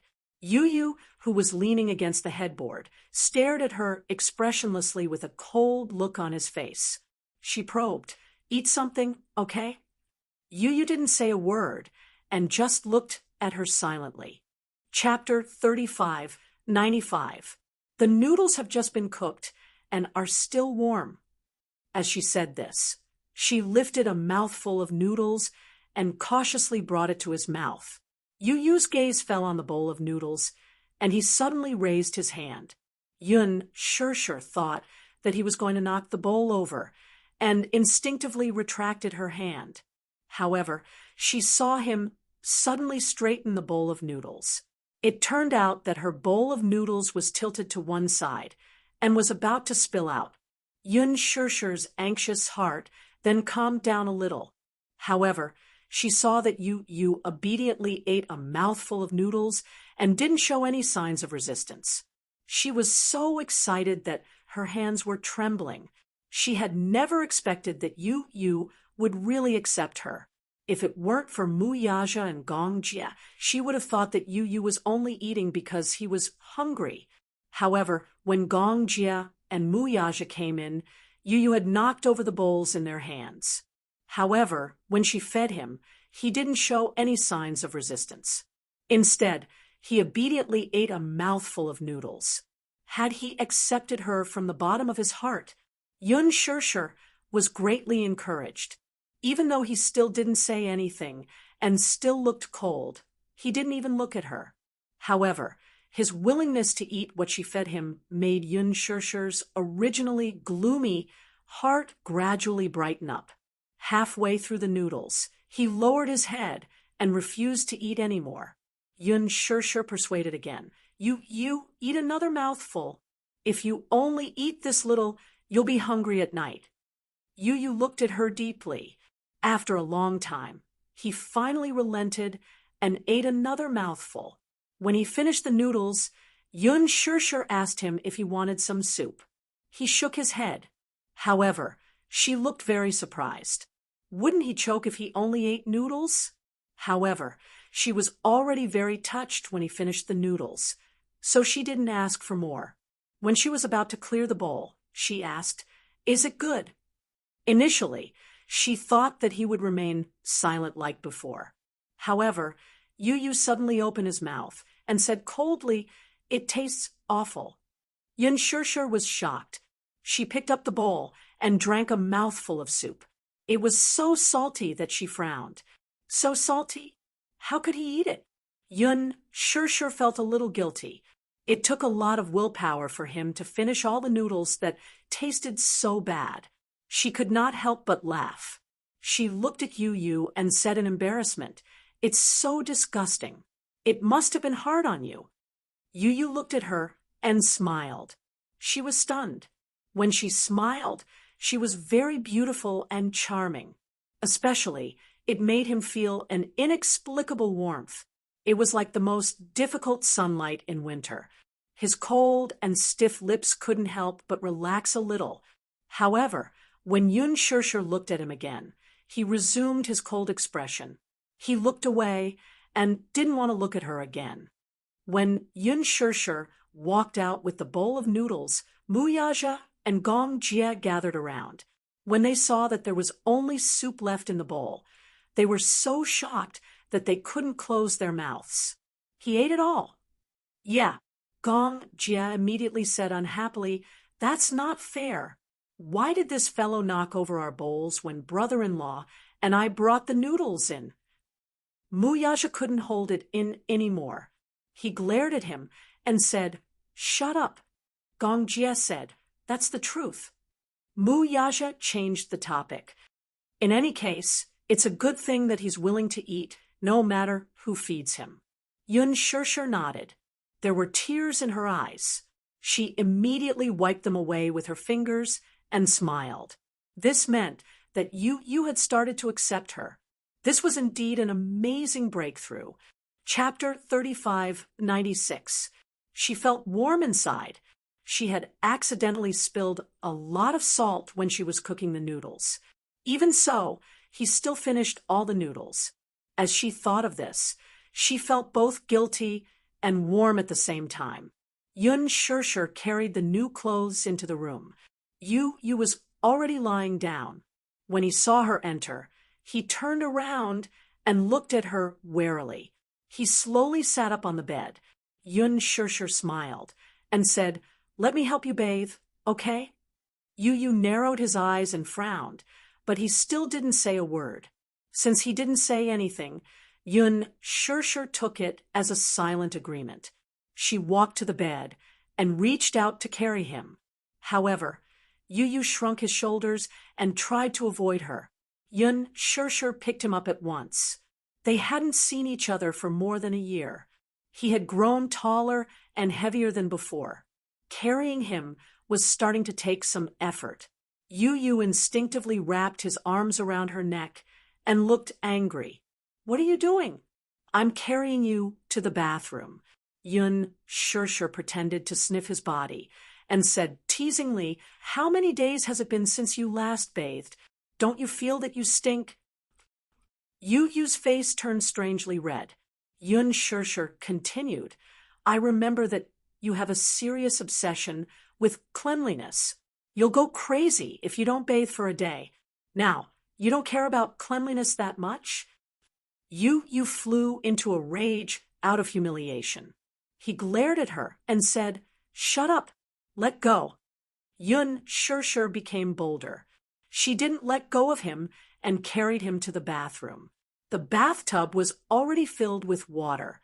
Yun Shirshir placed Yu on the floor. She squatted in front of him and reached out to take off his clothes.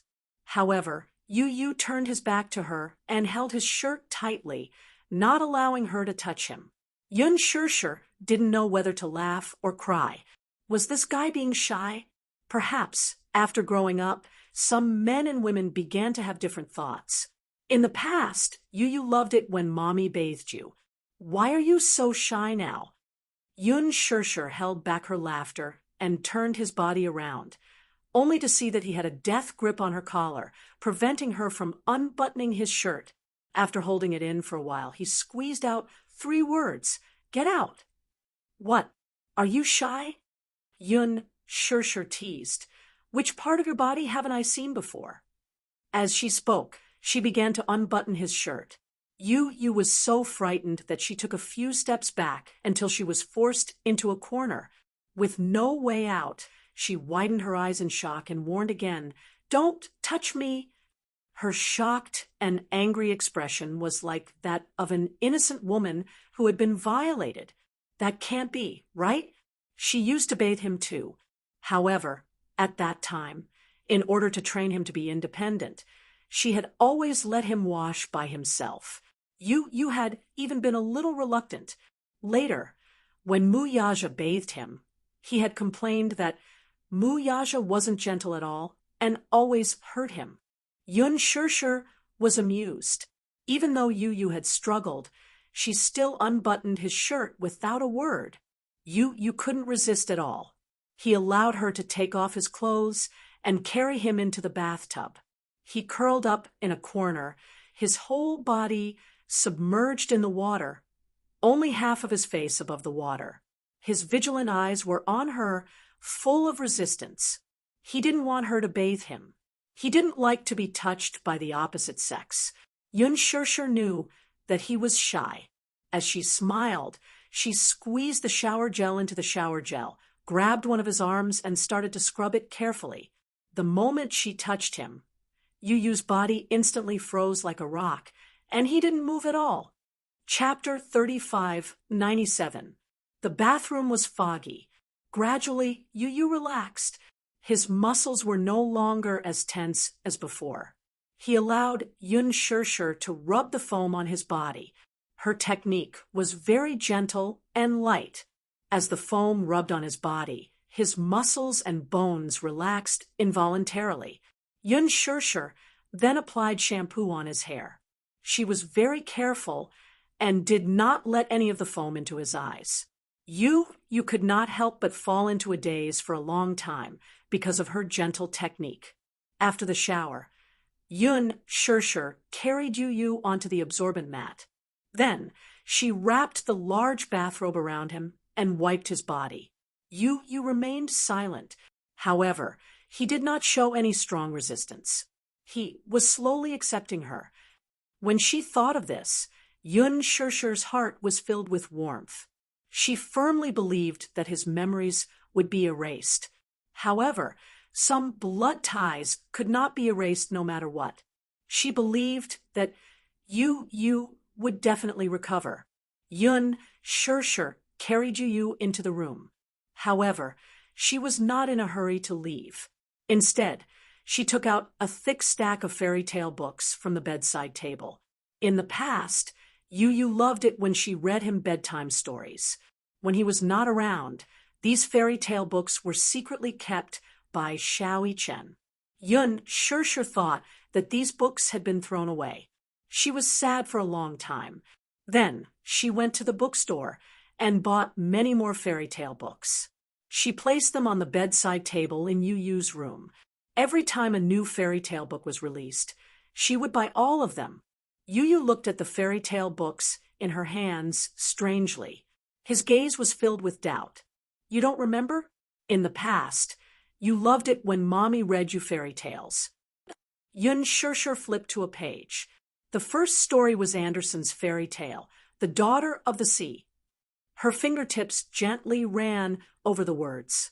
For a moment, she was filled with emotions. This was also the first fairy tale that she read for Yu. At that time, Yu was still young. She didn't really understand the story. After she read it a few more times, she finally understood that it was a tragic story. Yu lay down on the bed, and Yun Shirshir tucked him in. Daughter of the Sea. Have you heard of it? Yu blinked, but did not say anything. Yun Shirshir said again, You must not remember. I'll read it again, okay? Yu slowly closed her eyes. Yun Shirshir held the book and began to read softly. In the depths of the vast ocean, there is a kingdom of fish. The Sea King had 6 beautiful daughters, especially the youngest, who was even more beautiful than her sisters. She was kind, pure, and had a beautiful voice. They lived freely and without worries in the sea. Sometimes their grandmother would tell them some novel stories on the sea. This filled the youngest's heart with longing and longing for the world at sea. As Yun Shirshir read, memories of the past surfaced in her mind.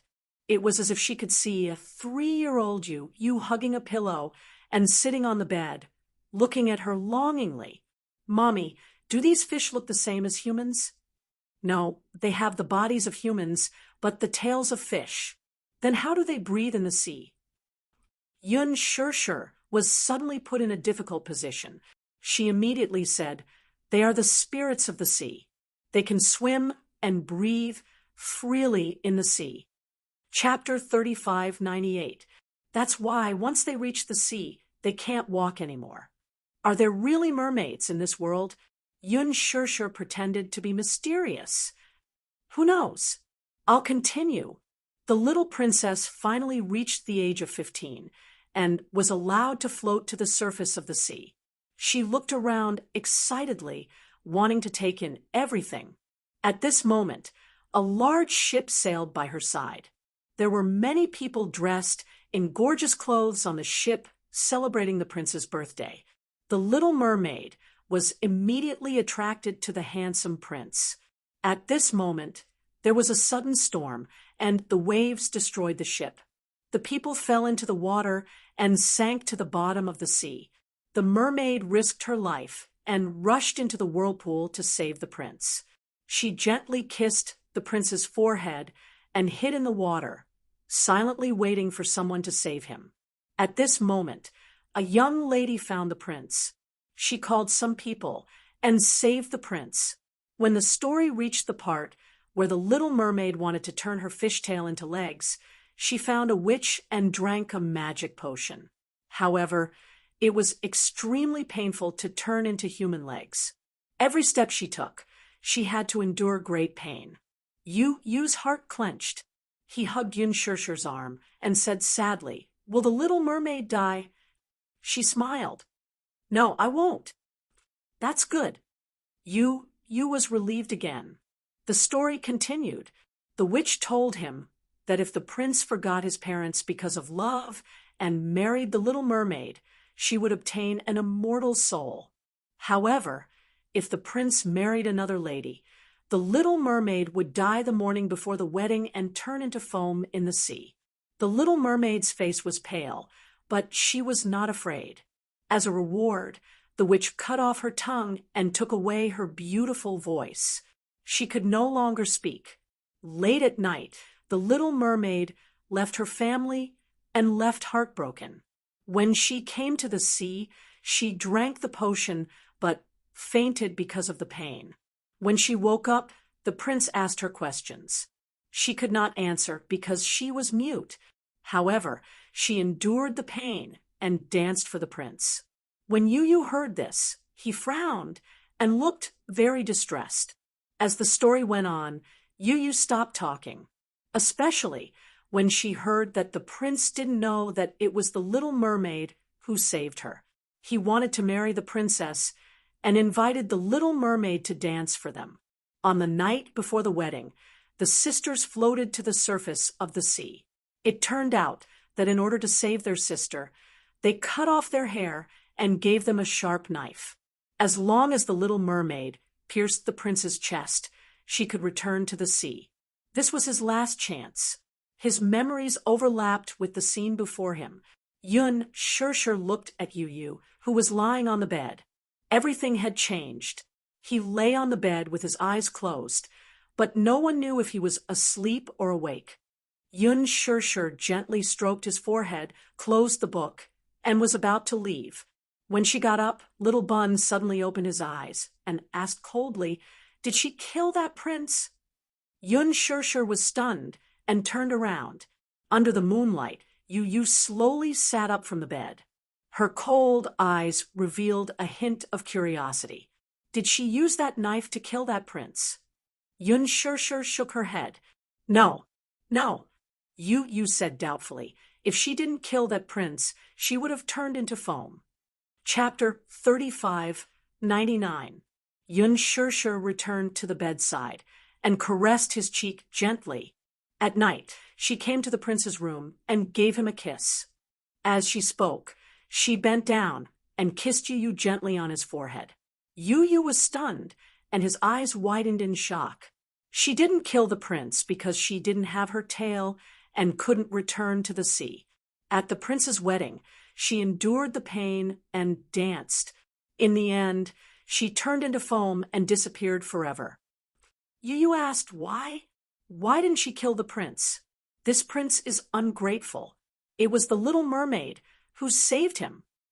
He seemed to be filled with righteous indignation. When Yun Shirshir heard this, she suddenly laughed. Yu had already immersed himself in this story and his emotions. Just like in the past, when he heard this story, Yu clenched his fists and asked sadly, "If it were me, I would definitely kill the prince and return to the sea to be with my family. Because the little mermaid loves the prince very much. Even if she had to sacrifice herself, she wouldn't be willing to hurt the prince." Yu sneered. "If it were me, I wouldn't sacrifice myself for someone who doesn't love me." Yun Shirshir was frightened by his cold gaze. The Yu of the past would not have such a cold gaze when he heard this story. This was a pair of eyes that were filled with hostility. There was a murderous aura that the Yu of the past would not have. Yun Shirshir hugged him tightly, feeling uneasy. Yu, don't be like this." Yu was hugged by her warm embrace. For a moment, his heart calmed down. "Not everything can be solved by killing." Yun Shirshir said again, "You weren't like this in the past." Yu suddenly pushed her away and said expressionlessly, "In this world, the weak are prey to the strong.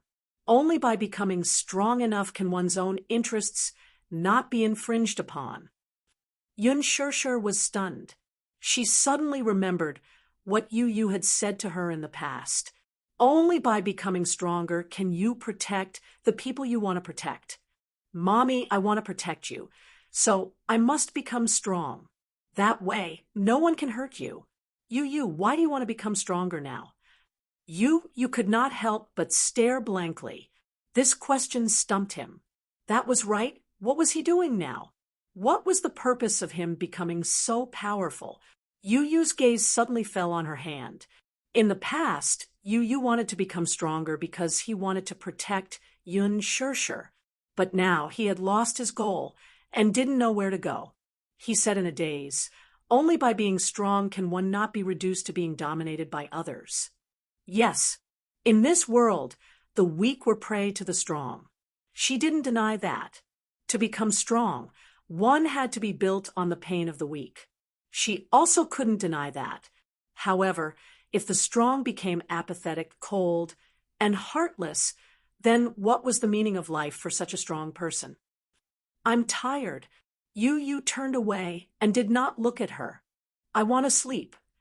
Yun Shirshir furrowed her brows and did not say anything more until he lay down. She covered him with the blanket and left quietly. However, lying on the bed, Yu tossed and turned, unable to fall asleep. When he said that he was tired and wanted to sleep, it was just an excuse. Chapter 3600. It was a mess for no reason. Her embrace was very warm and made him yearn for it. He actually couldn't help but want to hug her back tightly. It was just that this warmth made him feel at a loss, lost, and confused. Why did he rely on this warmth? She kept telling him how he used to be and how he used to be, but was there really a past? You suddenly felt a splitting headache. It was so painful, as if a pair of hands were tearing his head apart. You clutched his head in pain, and his body curled up involuntarily. He was drenched in cold sweat. It was only at dawn that his headache eased a little. He wrapped himself in the blanket tiredly and fell asleep. When he woke up, it was already the afternoon of the next day. He slowly pushed open the door and saw Yun Shirshir sitting on the sofa in the living room. She was humming softly as she knitted a small glove. On the floor, Yueyao was sitting on the blanket, hugging a teething stick and chewing on it. When she heard footsteps coming out of the room, Yueyao looked up. She was the first to notice Yu. Seeing him standing at the door, she immediately got up from the floor with her, but sticking out. She gripped the teething stick tightly and walked towards him step by step. "Brother, She hobbled over to him. She loosened her grip, and the teething stick fell to the floor. Yun Shusher heard the sound of something falling. She looked up and looked at Yu. She put the glove aside and said, Yu, you're awake? You didn't say a word. He only lowered his head and looked at Yueyao. Yueyao had a pair of big eyes, just like him. They were very attractive, especially those curly eyelashes. When she blinked, they fluttered like the wings of a butterfly and were very charming. Yueyao suddenly opened her arms. Her cherry lips opened and closed, and she said in a soft and tender voice, Brother, hug this glutinous rice ball. Wanted brother to hug her. The little fellow was very forgetful. She had completely forgotten about Yu's indifference towards her when she was asking for a hug. Yun Shusher froze for a moment and looked nervously at Yu. However, she saw that his attitude was no longer as cold as before. At least, when Yueyao walked towards him, he no longer dodged.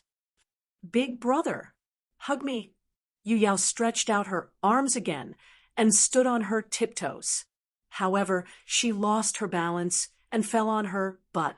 From start to finish, Yu looked at her coldly and did not help her up. Yueyao fell, but she did not cry in a delicate manner. She only furrowed her delicate brows, clearly aggrieved. She got up from the ground on all fours and raised her head to look at Yu, only to see that he was still cold and indifferent. For a moment, she was extremely sad. Her little mouth pouted high, and she looked like a storm was coming. Yun Shusher knew from this that she was going to cry. She quickly stood up and was about to walk over to carry Yueyao when Yu suddenly bent down and gently carried Yueyao. He was still a little unfamiliar with the way he carried his sister.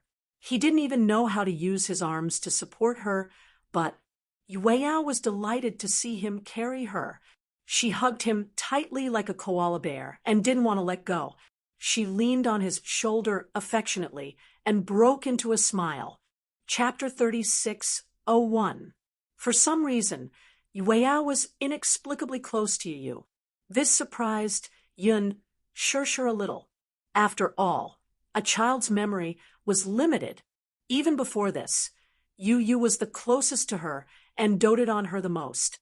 She liked to hug her every day, hold her phone, and take pictures of Yueyao nonstop like an idiot. However, at that time, Yueyao was incomparably cold to Yu. However, Yu had left for more than a year. Yueyao shouldn't have remembered. Yueyao hugged Yu like a koala. Her little head rested on Yu's shoulder, looking extremely satisfied.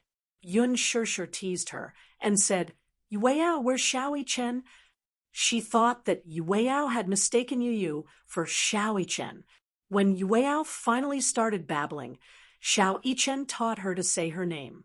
Yueyao also learned a skill which was to recognize the names of all the family members, except for Yu. When Yun Shusher asked, Where's Xiao-Chen? Yueyao would often point at Xiao-Chen and ask, Where's Muyaja? She could also recognize the direction and point at Muyaja. Yun Shusher didn't specially teach her Yu's name. This name had become an unspeakable pain in her heart. Whether it was Muyaja or Gongjia, they would avoid it as much as possible. Hence, Yueyao didn't know Yu's name. However, Yu and Xiao-Chen looked very similar, so they might have been confused. Where's Xiao-Chen? When Yueyao heard Yun Shusher say Xiao-Chen's name, he couldn't help but look around. However, he didn't see Xiao-Chen, so he asked hesitantly, Where's Xiao-Chen? Yun Shusher was stunned.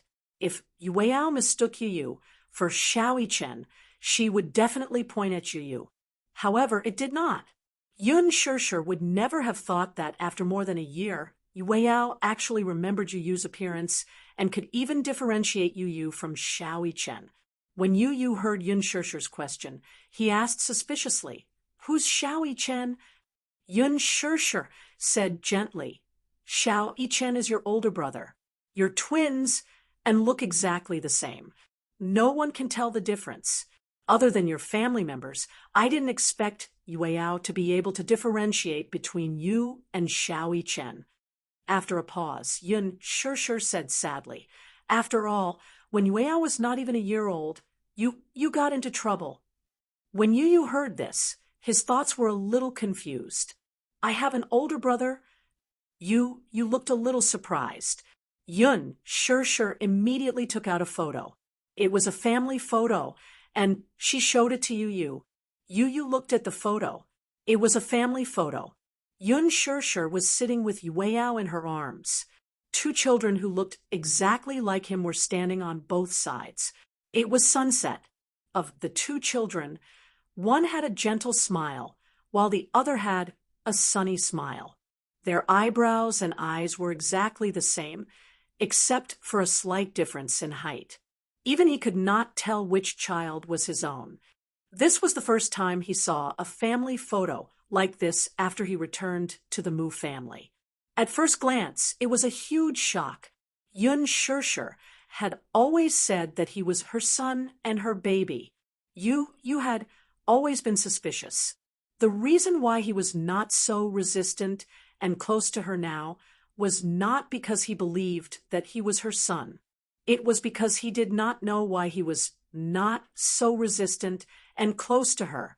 However, when he saw this photo, you could not help but wonder if what she said was true. Was he really her family? Was that possible? Chapter 36:02. Alice had instilled memories in him.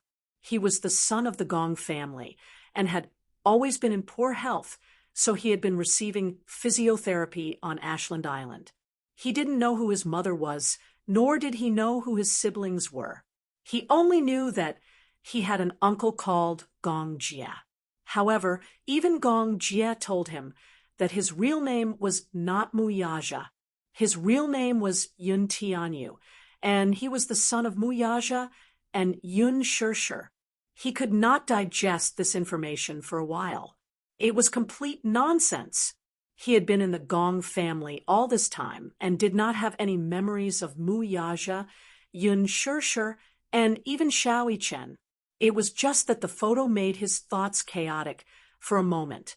Yu lowered his head to look at Yueyao, who was in his arms. Yueyao also looked up at him. Seeing him staring at him, the little guy reached out his soft hands and gently patted his face. It was so fun. Yu did not find it annoying, though. Her scratches did not hurt much, and her nails were neatly trimmed.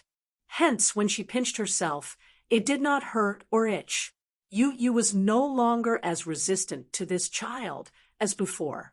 He avoided her as if she were a snake or a scorpion. This change made Yun sure feel relieved. Did he quickly improve on the day he regained his memories? During dinner, Yun sure personally cooked. When Gong Jie and Mu Yaja returned, the dishes were already on the table. What surprised them was not that Yun sure cooked for the first time, but that they saw Yu sitting at the dining table with Yueyao sitting on the baby stool and playing with a toy. He lazily propped his chin on his hand and quietly watched her play with the toy. This guy actually walked out of his room. This was a miracle. After returning to the Mu family for such a long time, he had always locked himself in his room. He never came out of his room, never letting the sun out. Why did he come out now? Gong Jie and Mu Yaja looked at each other, but did not show too much of a shock, lest they startled him. As usual, they sat down at the dining table. Yu did not look at them and continued to stare at Yueyao. Gong Jie had his own thoughts. Yu, this damn siscon. Why was he always staring at Yueyao? Was uncle not good-looking? After being back for so many days, this brat had only glanced at him lightly when he smashed the bowl of noodles that he had brought out. He had not even looked at him directly. Gong's heart. Mu Yaja and Gong Jie stared at Yu fiercely and complained in their hearts. The two of them were not as good-looking as Yueyao, right? Yun sure walked out with rice and saw that Gong Jie and Mu Yaja had returned. The two of them sat opposite Yu, and the three of them formed a strange triangle. Her lips twitched as she placed the rice on the table. "Let's eat." Yun Shirshir placed the rice noodles in front of Yueyao and tied a napkin around her before sitting down beside her. They started eating. Yu was stunned and did not move his chopsticks. When they were on Ashland Island, he had always eaten alone. He was used to having a quiet dining table and had never experienced this before. There were so many people sitting around the table and eating, but he did not feel uncomfortable at all. "What are you waiting for?" Yun Shirshir picked up a grilled chicken wing for him and said, "Eat it while it's hot." Yu picked up his chopsticks and started eating. Chapter 36:03. Yu finally raised his eyes to look at him. It was just that this glance was cold and emotionless. And then he pushed the vegetables away in disgust. He pushed them away. He had thought that he would just push them away, but unexpectedly, Yu picked up the vegetables and threw them into the small plate used for throwing the bones. Gong Jie's heart shattered with a smack. Mu Yaja muttered, You doesn't like vegetables." Hence, he also picked up a drumstick and put it in his bowl. You didn't even look at it. He used his chopsticks and placed the drumstick on the table. Then, he used his chopsticks to pick up the chicken wing that Yun Shirshir had given him and started eating. Mu Yaja was speechless. Gong Jia tried to hold back his laughter until his stomach hurt. He lowered his voice and said, "Brother-in-law, he doesn't want to eat the drumstick you gave him. You just doesn't like you. Ha ha." Mu Yaja turned around and smiled at him elegantly. Then he picked up a piece of red braised pork and stuffed it into his mouth. "Shut up and eat." Gong Jia couldn't speak with a piece of red braised pork stuffed into his mouth. He stared blankly at Mu Yaja as he calmly picked up his bowl and started eating. Yu finished the drumstick in his bowl and stopped eating. Yun Shirshir saw this and picked up some vegetables for him. Yu hesitated for a while and ate the vegetables as well. Yueyao thought that it was fun. She suddenly scooped up some rice noodles with a spoon. She raised her little hand and stretched it in front of Yu, wanting to feed him. Yueyao wasn't very good at using the spoon. She held the spoon in a reverse grip, and the rice noodles dripped onto the table. Yu looked at her in surprise, only to hear Yueyao mumble, "Okay, eat." "Duh." Yun Shirshir said, "Yueyao is feeding you." Yu was stunned for a few seconds. She stretched out her head and took the rice noodles that Yueyao handed her. The sticky rice noodles didn't have any extra seasoning. It was light, but there was a rich, milky fragrance. Yu took a bite. When Yueyao saw this, he was extremely excited. He danced around and scooped up another bite. His little hand held the spoon with great effort and raised it to his mouth. Yu was a little conflicted. This rice noodle was not particularly delicious. It was a formula for babies, so it was tasteless. However, Yueyao insisted on feeding him. He didn't know if it was because he found it fun or something else. Yu had no choice but to take another bite. Yueyao turned his head and smiled at Yun Shirshir as if he was presenting a treasure. He revealed his cute little front teeth and said, "Mommy, brother is eating." Yun Shirshir smiled and coaxed, "Okay, Yueyao eat too." "No, I want to feed." "Brother."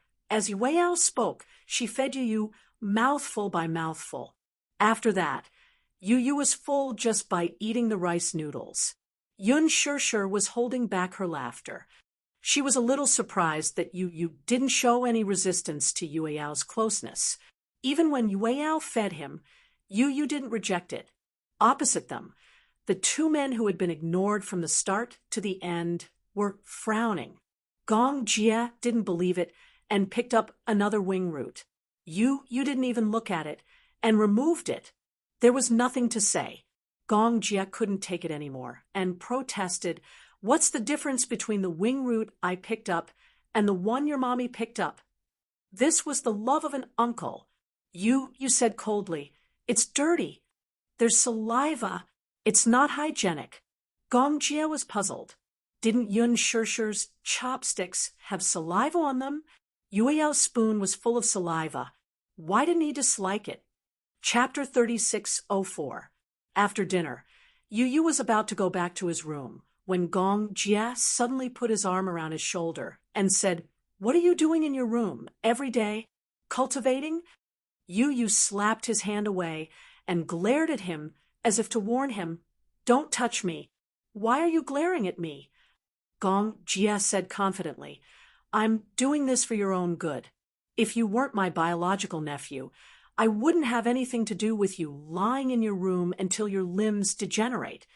Yun Shirshir added, "That's right, Yu. You can't stay in your room every day. You have to go out for a walk once in a while." When Mu Yaja heard this, he suddenly said to Yun Shirshir, "Why don't we take him out for a walk? Who knows, it might be good for him to recover his memory." Yun Shirshir felt that this made sense. Gong Jia also said, "I heard that there's an open-air music festival at Manha Square tonight.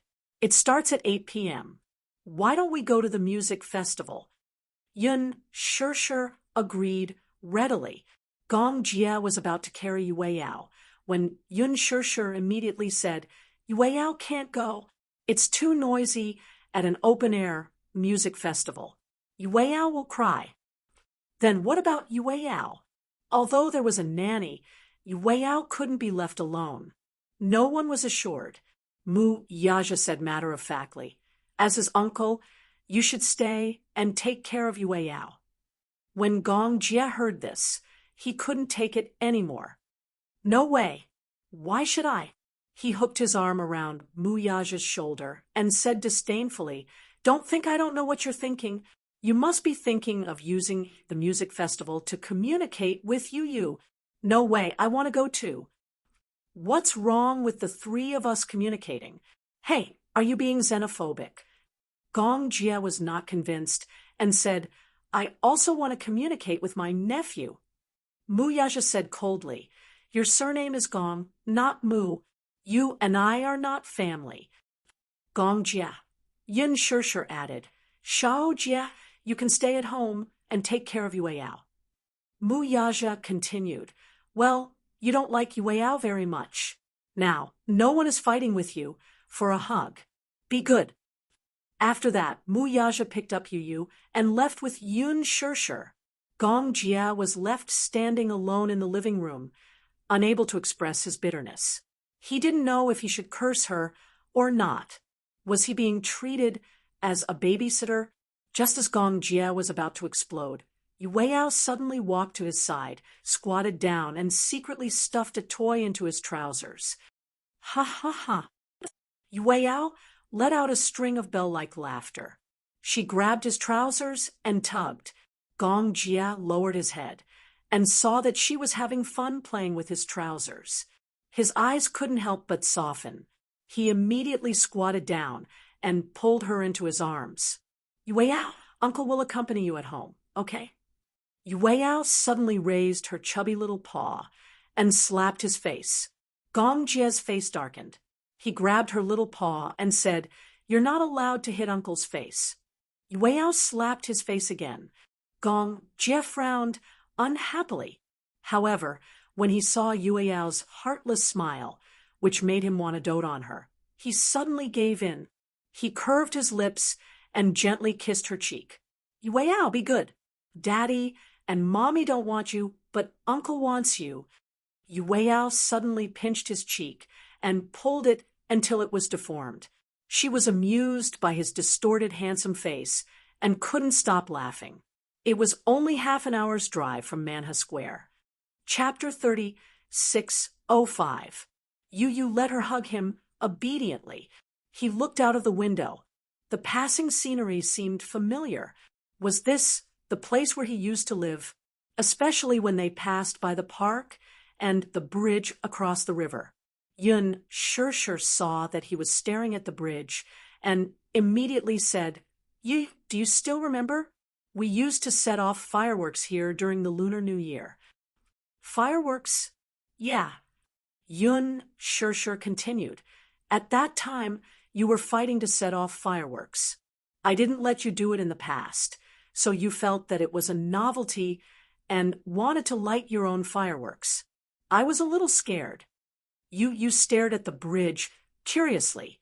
Through the window, he could see many people standing under the bridge, sitting on long benches or flying kites. The kites were luminous, and many of them were bobbing in the wind. He couldn't help but be entranced by the sight. Mu Yaja steered the kite as he looked at Yu through the rearview mirror. His heart was filled with emotions. Yu had disappeared for a year, and everyone was thinking about him. Although no one gave up easily, as time passed, the hope in their hearts gradually disappeared without a trace. However, no one dared to give up, because if they gave up, it would mean that, in their hearts, Yu was really dead. At that time, the search became their motivation to persevere. When Yu really came back, Mu Yaja didn't show it on his face, but in fact, he was ecstatic. His son was still alive. He had come back alive. However, as a father, he had to maintain his composure. Hence, he didn't show it on his face. However, his care and patience for Yu was no less than Yun Shursher's. Even if Yu didn't acknowledge him and didn't remember him, it didn't matter. Yu would always be Mu Yaja's son. This was a fact that even the heavens couldn't change. Many people gathered in Manha Square. The weather was perfect for the open-air music festival. There was no rain. Everyone gathered in the square. At a glance, the square was filled with people. Among the crowd, there were people constantly waving their light sticks, forming a sea of stars. There were too many people, probably in the tens of thousands. With so many people, it was too dangerous. If there was any commotion, a stampede could easily occur. Yun Shursher was a little worried. She had always had a lot of concerns. After all, women were more meticulous. Moreover, there were many reports on the news that said that in crowded places, if it wasn't a stampede, it was a crush or it was a fall and bruise. With so many people around, it was inevitable. Therefore, she hugged Yu even tighter. Why are there so many people? Yun Shursher muttered and looked around. They had arrived relatively early, but because they arrived early, the crowd had blocked the only exit. For a moment, they could not advance or retreat. People kept pushing and shoving, trying to get to the front, the closest place to the stage. There were too many people. If she had known that there would be so many people, Yun Shursher wouldn't have come. However, since she was already here, she might as well make the best of it. Yun Shursher hugged Yu. Even so, it was still difficult for Yu to see the stage. However, he wasn't interested.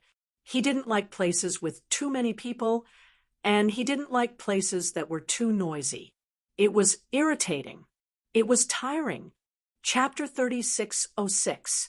Yun Shursher, however, said, "No, it's too dangerous. There are so many people squeezing around. If you accidentally fall, you might hit your head." Mu Yaja felt that it made sense. Hence, he took Yu from Yun Shursher's arms, worried that she would be too tired to carry him. Yu was initially a little resistant in his arms and struggled a little. Mu Yaja said to him, "You're so heavy. Mommy's arms will get tired if I carry you all the time. Let Daddy carry you for a while, okay?" When Yu heard this, he didn't show any signs of resistance. He just turned his face away and refused to look at him. Obviously, he didn't appreciate it. However, he didn't refuse or resist again. Mu Yaja was already satisfied. On the stage, the band went on stage one after another to perform the songs. The atmosphere was instantly ignited.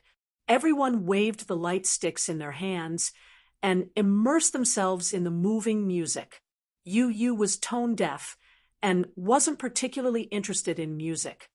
However, when the third song started playing, it was an English song that strangely captured his attention. Imin harakani badasi mayam here. Can anyone see mekanani body help? Can anyone help me? Imin hiria prisoner of historiam here. A sinner of history. Can't you heremical? Can you hear me yelling? Eri Ewing to Jetmano, will you take me away immediately? I've been waiting for IV, been waiting for you to rescue you. Must come and save me. Imin here calling out beauty Ocanther, I am here. I'm shouting loudly, but no one can hear me. Can anybody help? Can anyone help me? I'm hysterical until I break down. I'm lost in the cage. Tell me there's still hope. Is there anyone outside listening? This was an English song. The meaning of the lyrics was about a lost person, trapped in the sad memories of the past, waiting to be redeemed and saved. However, this song actually made you feel an indescribable sadness in his heart. He gently closed his eyes. In the darkness, he could vaguely see a cage in the darkness where there was no light. A child who looked exactly like him was holding on to the cage tightly and shouting something. But he couldn't hear anything. He couldn't hear anything at all. In his ears, there was only the sound of music and the noise of people buzzing. The youth in the cage seemed to have seen him. He shook the iron bars and shouted crazily, "Let me out of here!" Yu furrowed his brows and was a little puzzled. "Who are you? Let me out. I don't want to be here." The youth gripped the iron bars tightly and looked desperate. "I don't want to be here alone. Don't lock me up here alone." Between the iron bars, the youth's delicate face was pale. "Mommy, Daddy, can you hear me? Mommy, Yu." A series of urgent calls finally woke him up. When he woke up again, he was in Muyaja's arms. He seemed to have fainted. Muyaja and Yun Shirshir were scared out of their wits. They kept patting his face until he finally woke up. However, when he opened his eyes, a line of tears suddenly fell from the corner of his eyes. Yun Shirshir was shocked to see his tears. Just as she was about to caress his face, she saw a helpless look on the child's face. "Mommy, Mommy," he called her anxiously and frowned slightly. Chapter 36:07. Yun Shirshir was so excited and happy that he had taken the initiative to call her. For a moment, she was caught off guard. Just as she was about to hug him, the child in her arms suddenly pounced on her and hugged her tightly. His little hands hugged her tighter and tighter. "Mommy, Mommy, you missed you so much." Yaja was also stunned. Yun Shirshir was also stunned. That familiar voice was enough to make her heart burn. Yun Shirshir hugged him even tighter in surprise. You're back. Is that you? You. Gong Jia had told her about Yu's situation. Yu had dual personalities. One was the son of light, and the other was the son of darkness. One side was pure and innocent, while the other side was evil and cruel. Gong Jia said that Yu's memory had been sealed, but his first personality had been killed by his second personality. Perhaps his memory could be recovered, but the innocent and kind Yu of the past might not be able to come back. When Yun Shirshir first heard about this, she was shocked and flustered. She didn't know anything about dual personalities, nor did she know anything about the dark side. Her Yu was so pure and innocent. How could he be so cruel and cruel? But after that, she kept reading up on all kinds of information about dissociative identity disorder and dual personalities. There had always been many conflicts in the field of dissociative identity disorder. After all, the research in this field wasn't very deep. There weren't many patients with dissociative identity disorder in the world. However, some said that the first personality wouldn't be taken over by the other personalities. Some said that not only would the first personality be killed and taken over, but Once another personality took over the body, the person would never be able to come back. Yun Shirshir was also mentally prepared that Yu of the past would never be able to come back. Even though Yu had changed and had become cold and reclusive, she didn't dare to ask for more if he could come back alive. As long as Yu was safe and by her side, she would do her best to take good care of him. Even if the Yu of the past couldn't come back to her side, she didn't care. But in her heart, she still hoped for a miracle to happen. Even though this process might be more difficult than carrying a child for 10 months, she wasn't afraid. She also hoped that the Yu of the past could come back to her side. Yu, are you back? Yun Shirshir, Yu. She was so excited that she hugged Yu tightly and burst out in tears. However, the crying of the child in her arms gradually stopped until it was dead silent and did not make a single sound. Yu, two, Yu, oh, Yu, oh, you, oh, of you, oh. Why are you crying? Yu asked. Suddenly, he frowned and touched the corners of his eyes with his fingers. What he touched were the dried tears. Why was he crying too? Yu frowned strangely and wiped the tears away. Yun Shirshir looked at him nervously and didn't move. She tried calling out to him carefully. Yu looked at her coldly. He didn't respond or reject her. Just like before, his face was cold and emotionless. Yun Shirshir's heart sank to the bottom of the abyss. Yu had disappeared again. Chapter 3608. How could this be? She thought that Yu was really back. She really thought that the gentle Yu from the past was back. But in the blink of an eye, he resumed his cold demeanor. How could this be? Yun Shirshir said anxiously. Just now it was Yu, she cried to Muyaja, her heart aching. Just now, I heard Yu calling me, Mommy. Muyaja hugged Yun Shirshir's shoulders and kissed her forehead. Shirshir, don't be like this. Don't be anxious. Didn't we agree to take it slow? Yun Shirshir turned around and looked at the child in her arms. Suddenly she pleaded, Please, let Yu come back, please. I want to see you. I want to see you. She didn't know what nonsense she was spouting, but her mind was in a mess. The only thing she could realize was that there seemed to be two souls residing in this child's body. One was the Yu from the past. The other was the Yu who had been given the name Gong Fan. She missed Yu. She wanted to see that Yu again and hear him call her Mommy. She wanted that Yu to come back. All this while, she had been waiting patiently, but her hope had been dashed again.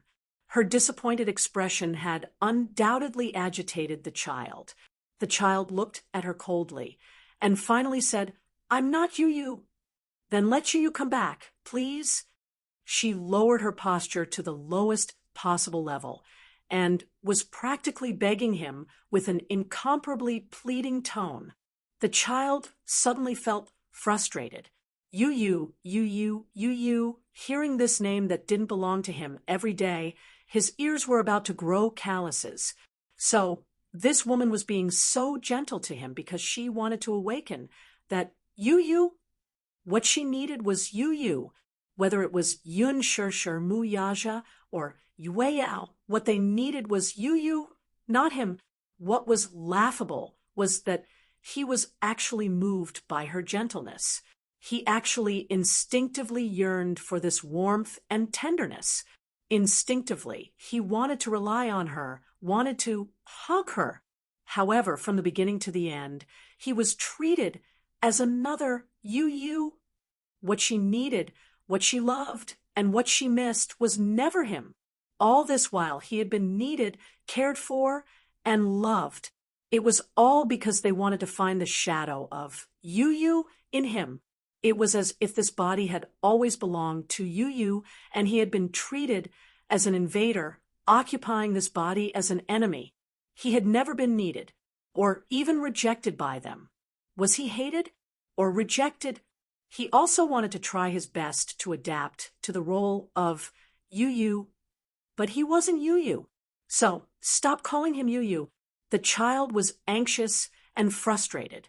He pushed her away forcefully. I've said it before. I'm not Yu. Yun Shirshir was pushed to the ground, and her eyes were filled with shock. Muyaja also looked at him in disbelief. He didn't expect him to revert back to that cold and aloof self when he had just returned to the Mu family. The child was obviously losing control of his emotions. He stood up, and his body swayed, slightly. The child tried his best to stabilize himself, and turned to look at Yun Shirshir. He said in disappointment and anger, "Don't call me that again. I'm not Yu. I'm not Yu. Chapter 3609. Yun Shirshir was heartbroken when she heard that. She immediately said, Yu, don't say such silly things. How are you not Yu?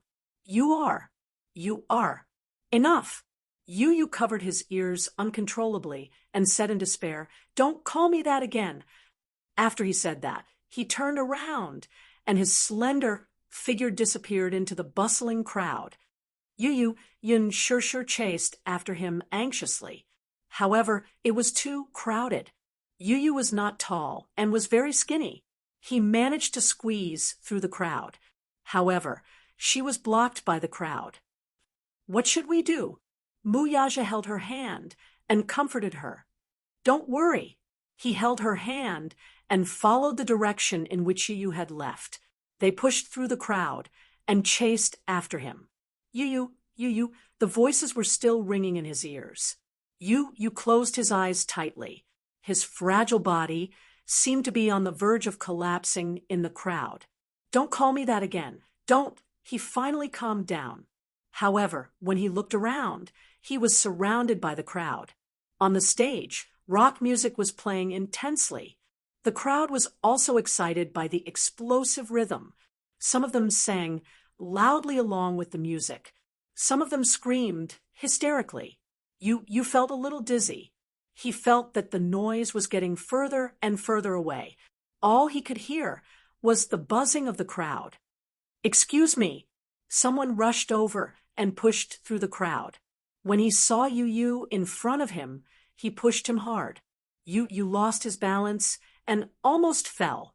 There were so many people. If he fell, he would definitely be stepped on mercilessly by the crowd. Just as he was about to fall, an arm suddenly supported his center of gravity. Are you okay? A woman's gentle voice was heard. Yu frowned. He was a little surprised. Who was it?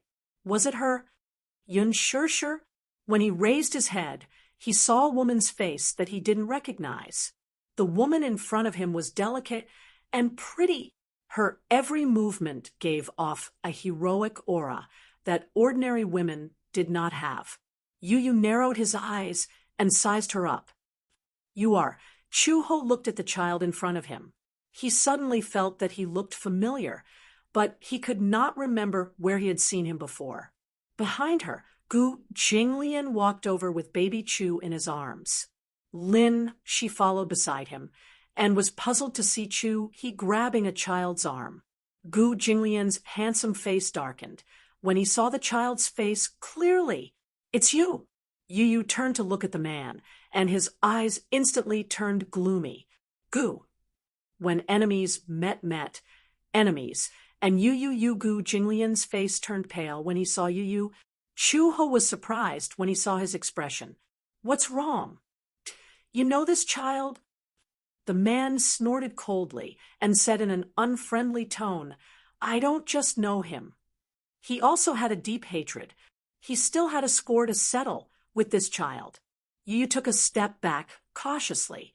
A tiger would be bullied by a dog. This was not Hurricane, and he was alone. He would not gain anything if he went head-to-head with Gu Jinglian. Just as he was about to leave, Gu Jinglian grabbed him by the collar and lifted him up. Why are you running? Chapter 3610. He's just a child. You, child? Gu Jinglian sneered. He's not an ordinary child. He turned his head and fixed his gaze on Yu Yu's face. His eyes were cold. He's from the Gong family, Gong Fan from the Hurricane Group. He's not an ordinary child. Gong Fan. Hearing this name, Chuho's face also showed a surprised expression.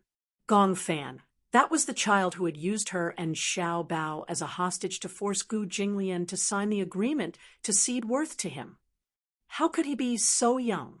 She looked so soft and squishy. She couldn't tell how vicious and merciless this child was. Yu was very calm.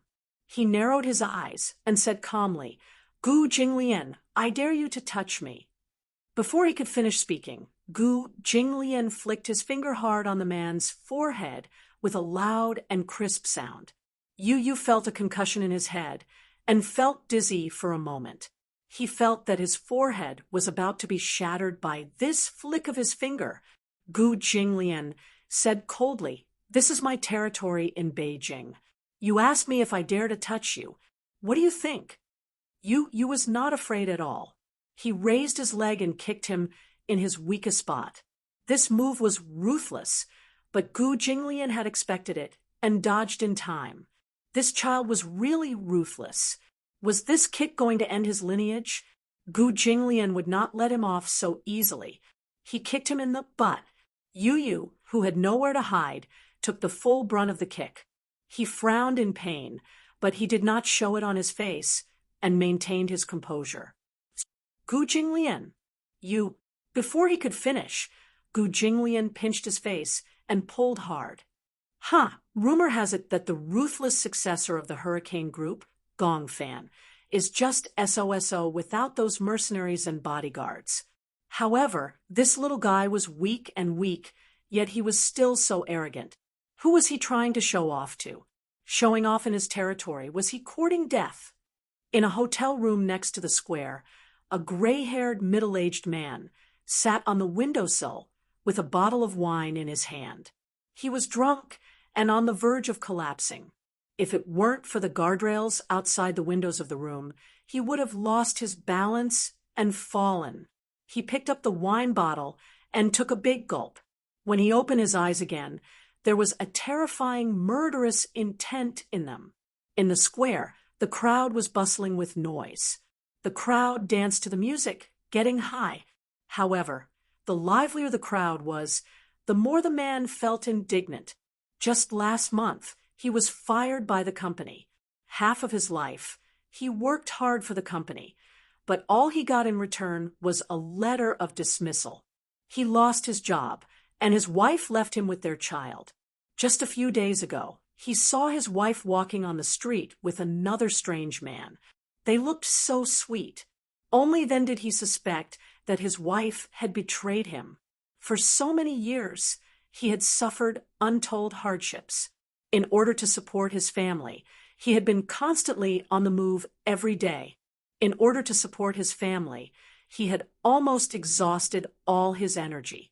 In the end, what did he get in return?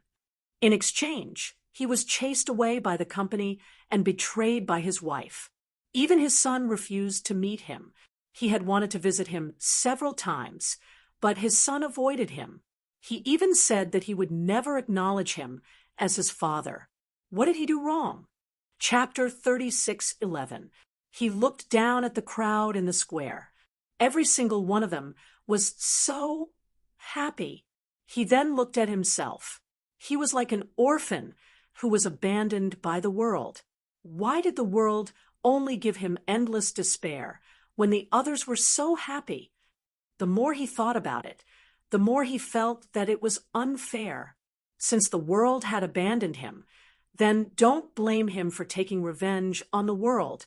The man finished his glass of white wine in one gulp and took out an AK-47 from under the windowsill. He swayed as he crouched beside the windowsill. He held the gun and loaded it clumsily. Then he aimed the gun at the crowd and slowly pulled the trigger. He was already drunk. However, he did not need to aim in front of so many people. Every single one of them was worth it. Even if he died, he would not have lived in vain, with so many people accompanying him to the grave. Suddenly, the man laughed arrogantly. Da-da-da-da, he pulled the trigger and fired wildly at the crowd. In the square, Gu Jinglian suddenly heard gunshots. He looked towards the direction of the sound. The square was too big, and the music on the stage was still loud. Therefore, he could not tell where the gunshots came from. Gunshots! Why were there gunshots? He could not have heard wrongly. Those were gunshots. Chuho also heard the gunshots that were almost drowned out by the noise. Based on the sound, it should be an AK-47. Someone was shooting at the crowd. Some of the people in the square suddenly screamed in fear. However, these screams were drowned out by the cheering crowd. The singer on the stage still did not realize what was going on. He was still sweating profusely as he held the microphone and performed with all his might. Most of the people in the crowd did not realize that the Grim Reaper was quietly approaching. Therefore, everyone was immersed in the music. The sound manipulator also realized that something was wrong. He received a radio message saying that someone was shooting at the crowd and asked for the music to be stopped immediately. The sound manipulator immediately stopped the music. The staff went on stage and covered the singer as he left the stage. The music suddenly stopped. Da-da-da. Gunshots were heard not far away. It was very obvious. It's gunshots. What's going on? Ah, run. It's a terrorist attack. Someone is shooting at the crowd. Run. Some people were hit by bullets. Some bullets pierced through their heads, some pierced through their shoulders, and some pierced through their chests. For a moment, the huge square was shrouded in blood and darkness. Seeing that their companions were injured, many people were so frightened that they screamed and cried. Help! Someone's injured. Call an ambulance. However, at this time, most people were focused on running for their lives.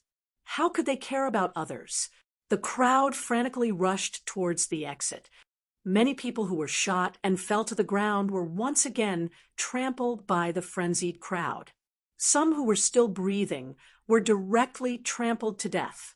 Some were running for their lives, while others were crying. For a moment, the scene was chaotic and chaotic. Yu Yu's eyes flashed with astonishment when he heard the gunshot. Too. Someone opened fire? Chuho turned to look at Gu Jinglian. Get out of here. She immediately crouched down and carried Yu Yu. Gu Jinglian carried Xiao Bao and held Lin Shi's hand as they ran towards the exit of the square. Crouch down. Gu Jinglian ordered Chuho. Chapter 36:12. At this moment, Yu Yu suddenly thought of Yun Shirshir. She and Muyaja were still at the square. No, they were in danger. You started to struggle. Let go of me. Gu Jinglian said angrily, Are you crazy? Do you want to die? Let go of me. Yu said to Chuho, I want to go back. Chuho did not allow him to struggle and hugged him even tighter. It's too dangerous to go back. Quickly leave this place. You said coldly, I don't need you to care about me. Let go of me. Let go. Impossible. Chuho had a strong sense of justice. No matter what, Yu was just a child. She could not leave a child in such a dangerous place. Yu grabbed her collar tightly. I said, let go of me. You don't have to be responsible for my life or death. As he said that, he kicked Chuho hard. Chuho felt the pain and almost fell down. This was a rare opportunity. Yu broke free from her grip and ran towards the crowd after regaining his senses. Chuho turned around in shock. She could not believe it.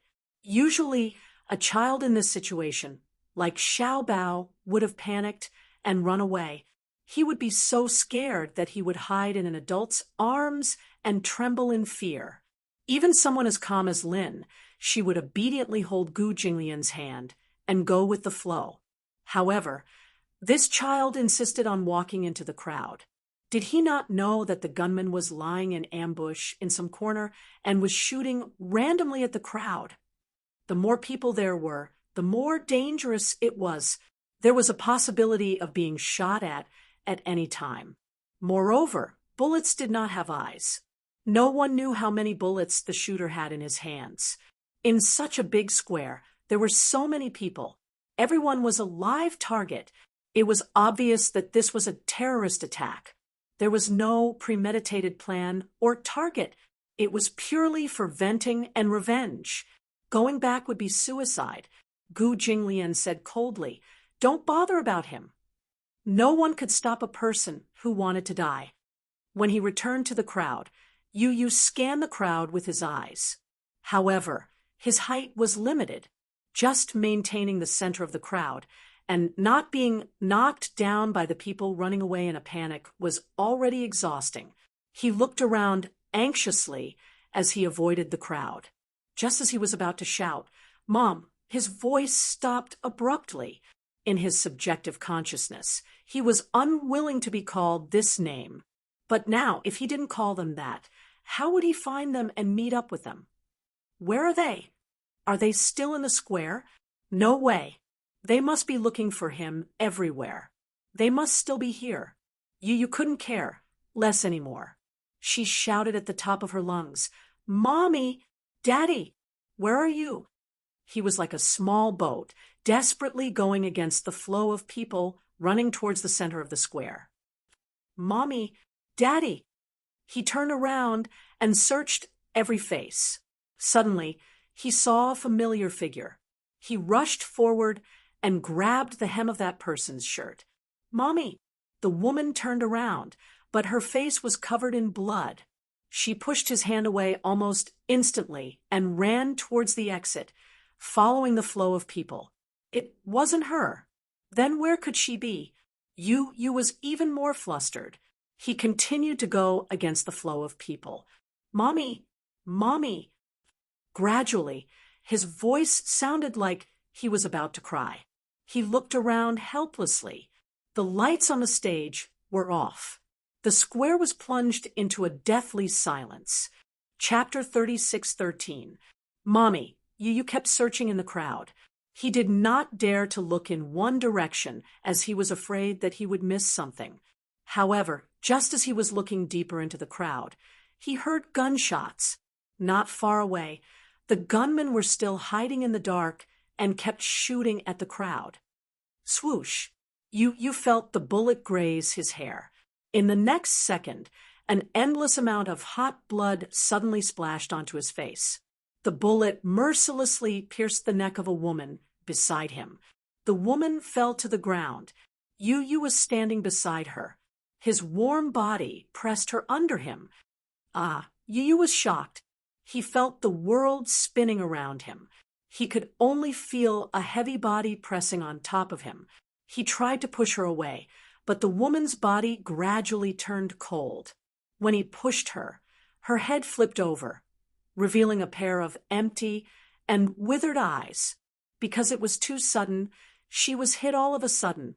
She even maintained a panicked expression on her face as she fled. There was no sign of life. Her face was as white as a sheet of paper. Her dark eyes were like an endless abyss that could swallow him up at any time. There was a bloody hole on her neck. The bullet had penetrated her neck, and there was an explosive wound. The hot blood kept flowing on his body. It was sticky, warm, and smelled fishy. Yu was so scared that he could not speak. It was not that he had never seen a dead person, but he had never been so close to a corpse. He could even see from the woman's eyes how helpless, hesitant, perplexed, and uneasy she was before she died. Yu struggled for a while, but due to the difference in strength, he could not push the corpse away. He was gradually out of breath. "Mommy," he was extremely anxious. He was worried that Yun Shir and Mu Yaja would meet with mishap during this time. He did not know how long the shooting would last. He also did not know how many bullets the killer hiding in the dark had. He only knew that the crowd in the square retreated like locusts and stepped on his hand from time to time. Yu curled up into a ball and used all his strength to push the corpse away. He stood up shakily. Yu suddenly could not hear anything in the midst of such a chaotic crowd. It was as if the line of death was stretched out in his ears. Beep, beep. He turned around and looked around again. He looked at every face that was filled with fear and uneasiness.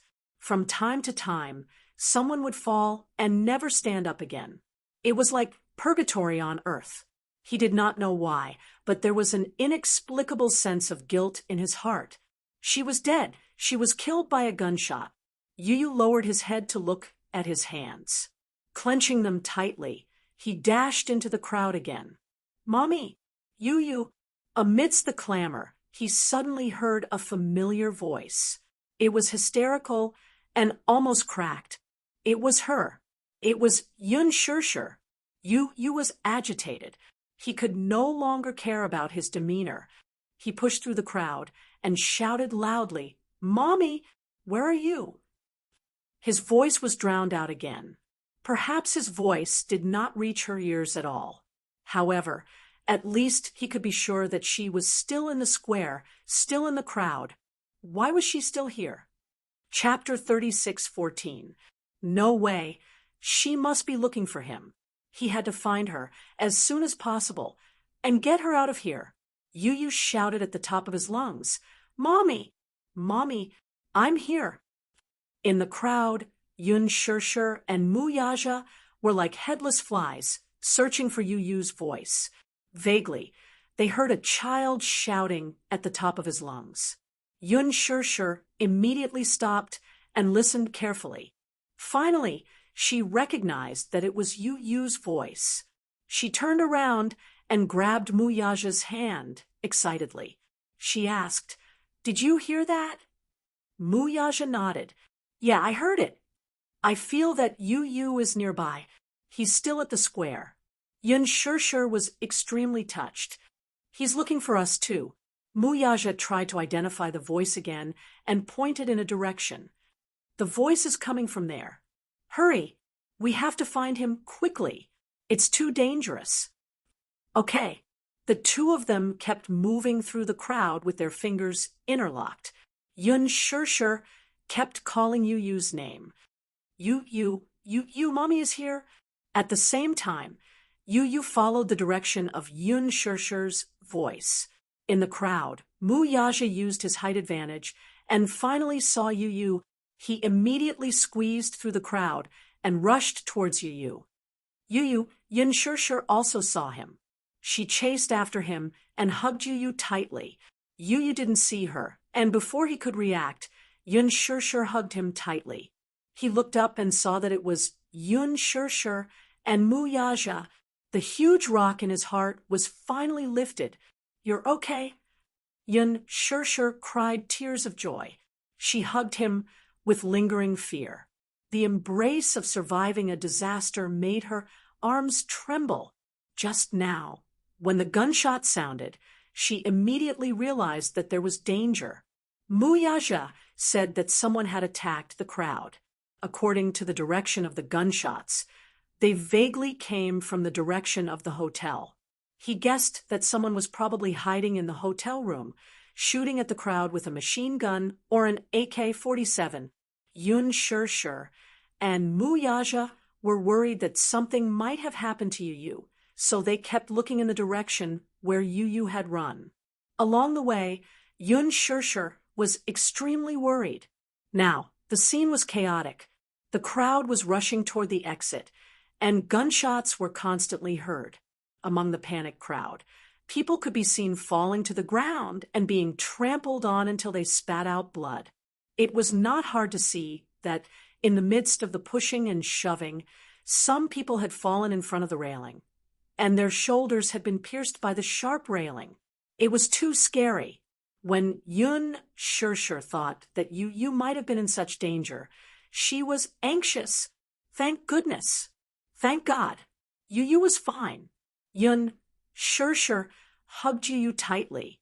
At this moment, gunshots were heard again. She screamed in fear and covered Yu as they lay on the ground. Muyaja also used his body to protect the mother and son. Looking around, he saw that the crowd was retreating. This meant that the density of the crowd was decreasing and the possibility of them being exposed to the killers was increasing. They were in danger of being shot at any time. When the gunshots stopped, Muyaja held Yun Shirshi's arm and said, "We can't stay here for long. Let's go." As he said that, he helped the mother and son up and ran in the direction of the crowd. Chapter 36:15. He was very tall. Even if a bullet was fired at him, he would be the first to be hit. Yun Shirshir, and you would definitely be safe. It was almost instinctive for him to want to protect them from harm. Yun Shirshir was in a panic and did not notice Muyaja's special position. Yu, on the other hand, was very sensitive and noticed it immediately. Muyaja was protecting them. Yu suddenly felt a strange feeling in her heart. Touched, guilty, mixed feelings. "Let's go this way." Muyaja pulled Yun Shirshir's arm while Yun Shirshir protected Yu. The three of them ran towards the crowd. The police sirens were heard. The police cars and ambulances were alerted and rushed over. On the other side of the square, there was a big crowd on the street facing the road. Everyone had scattered here and left the square. This was a temporary safe zone. You saw many people either kneeling on the ground or lying on the ground. They were hugging their heads and crying. Many of them were injured. Although the injuries were not fatal, they had lost a lot of blood. Some of them were out of danger and immediately called their family and friends to tell them that they were safe. Some of them were crying as they talked on the phone. They had not recovered from the shock of surviving a disaster. Some couples were hugging each other. Some were hugging their injured friends and crying in fear. "Help! There are injured people here. Where's the doctor? Where's the nurse? Quick, save me!" There were many children in the crowd. They were so frightened by this sudden incident that they started crying. The parents kept comforting and hugging them. Yun Shirshir held Yu's hand and ran all the way here. She was exhausted. After making sure that they had arrived safely, she was so frightened that she fell to the ground. She did not have the energy to say another word. Muyaja also knelt on the ground. Yu looked at him and was shocked by the blood on his shoulder. Yu stared straight at him. She pointed at his shoulder and said, Your shoulder is covered in blood." When Yun Shirshir heard this, she turned around and looked at Muyaja. She was frightened by the blood-stained sleeve on his shoulder. She threw herself at him, looking helplessly at the blood-stained sleeve on his shoulder. She asked anxiously, "What happened?" "I'm fine. Don't worry. I was probably grazed by a bullet. Earlier, when he was running all the way here, he didn't realize that he was injured. He only knew that he had to leave this dangerous area as soon as possible, so he didn't realize that he was injured." Yun Shirshir did not know what to do, but Yu was the first to run over. He gently pushed Yun Shirshir away and said to Muyaja, "Sit down." He was too tall. He couldn't move. Muyaja disagreed. "Don't worry. Sit down." Muyaja had no choice but to sit down. Yu pinched the ends of his sleeve and tore it open forcefully. He heaved a sigh of relief when he saw the wound.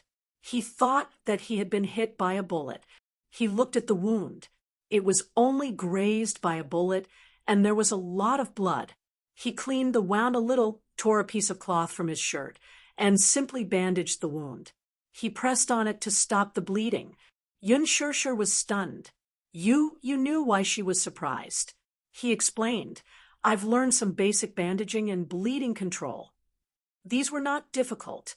If he was injured at a critical moment, the most important thing was to stop the bleeding. This was what Lisa had taught him. These were the most basic first aid techniques. Chapter 36:16.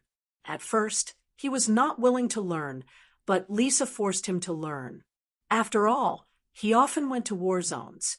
If there was an accident, she could not be by his side to protect him. If he was injured, Basic bleeding control could save his life. Mu Yaja saw Yun Shirshir's worried expression and immediately comforted her. Don't worry, it's just a simple scratch. It's nothing serious. It's good that you're okay. Yun Shirshir sat in front of him, still in a state of shock. She wiped away her tears and heaved a sigh of relief as she finally calmed down. The police arrived quickly. With the clues provided, they immediately sneaked into the hotel and checked the rooms one by one. Finally, the attacker in a room on the 15th floor was killed on the spot. When they entered the room, everyone was shocked. The room had become an armory. There were AK-47S machine guns, pistols, and even grenades that were not thrown out in time. It was hard to imagine how terrifying the situation would be if grenades were thrown into such a dense crowd. At that time, the number of casualties would probably increase by several times. The specific reason for the attack would have to wait until the case was filed for investigation. However, this was probably the most violent social terrorist incident in a long time. In the huge square, there were countless casualties. Preliminary estimates put the number of casualties in the hundreds. In the past, there had never been such a bad public security incident. The law in the country strictly controlled firearms. It was illegal to carry a gun. Ordinary criminals did not have such channels to get their hands on guns. This attack had never happened before. Yun Shirshir called Gong Jia. Gong Jia handed Yue out to the nanny and drove over. However, the square was heavily congested with traffic. All the vehicles had to make way for the police cars and ambulances. There were more than 10 ambulances that were constantly transporting the injured. Cries, sobs, and screams were still incessant. Yun Shirshir looked at the square through the railing. From afar, she could see that the ground was in a mess. Many light sticks were scattered on the ground. Drink bottles, cans, and many corpses were scattered on the ground, as well as the wailing injured. It was hard to imagine that not long ago this place was peaceful. Music, beer, light sticks, cheers, and screams. Now, it had become hell on earth. Hundreds of corpses were piled on the ground, and blood flowed like a river. Yun Shirshir had never seen such a scene before. She still felt that this was a complete nightmare. The scene was cordoned off and maintained. Yu also stared blankly, unable to react for a long time. This accident, without the need for an official announcement, had already been defined as a bad shooting. How could this be? How could this be? The tragic cries still echoed in his ears. For the first time in her life, Yu felt that weapons could bring about such a terrifying hell. They were considered lucky. If they weren't lucky enough, it would be him or Mommy or Mu Yaja. Perhaps it was one of the corpses in the square. For the first time in his life, he hated guns. This was something that could only bring death. In her mind, she suddenly recalled the words he had said in the past.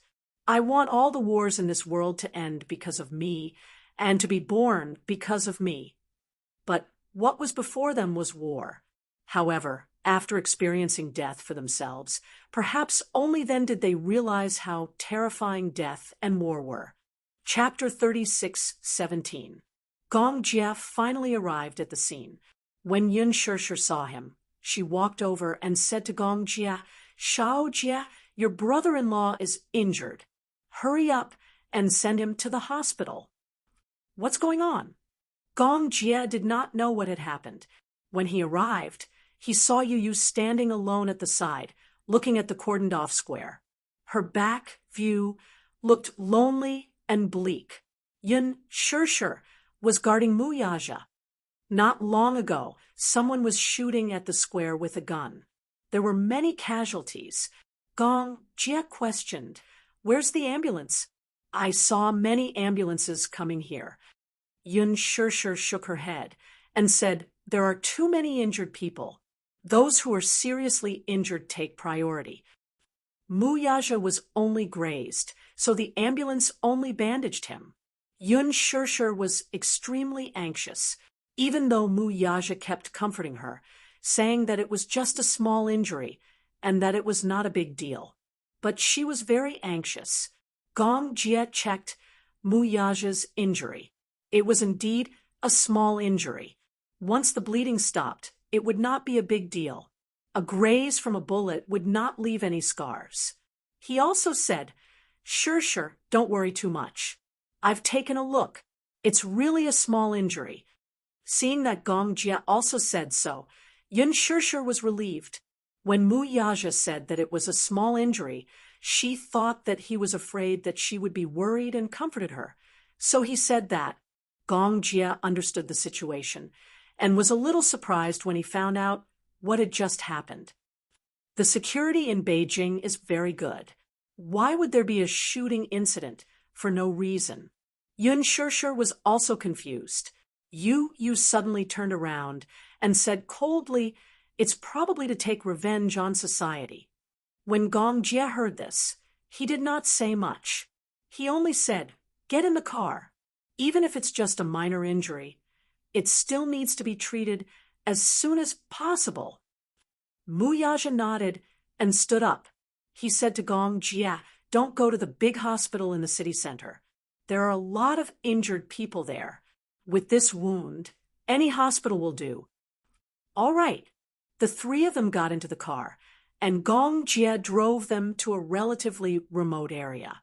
They randomly found a medium-sized hospital. The way in was very congested, but the way out was much wider. The ambulance prioritized sending the injured to the nearest hospital. Therefore, the few big hospitals near the city center were all overcrowded. In comparison, although this hospital was a little out of the way, it was fortunate that there were not many people. Soon, the queue was filled. While Mu Yaja was treating his wounds, Yu bumped into Gu Jinglian again in the corridor. Who would have thought that the two of them would be so fated to be admitted to the same hospital? Gu Jinglian was not injured. The one who was injured was Lin Shi. When he was leaving with the crowd, he got a small cut on his arm by a fallen railing. He needed a few stitches. When the two of them met again, Gu Jinglian did not expect that Yu would be safe and sound. When he saw Yu running against the crowd to the center of the square, he thought that he must have been killed. Even if he could dodge the bullets, he would not be able to dodge the crowd. He was afraid that he would suddenly fall and be trampled by the crowd. There were so many injured people. Some of them were shot by the bullets, while most of them were trampled by the crowd when they fell. Some of them were not injured, but many of them were trampled to death when they fell in the crowd. When Gu Jinglian saw Yun Shirshir sitting behind Yu, he immediately understood why he was in such a hurry to come back. He was looking for someone.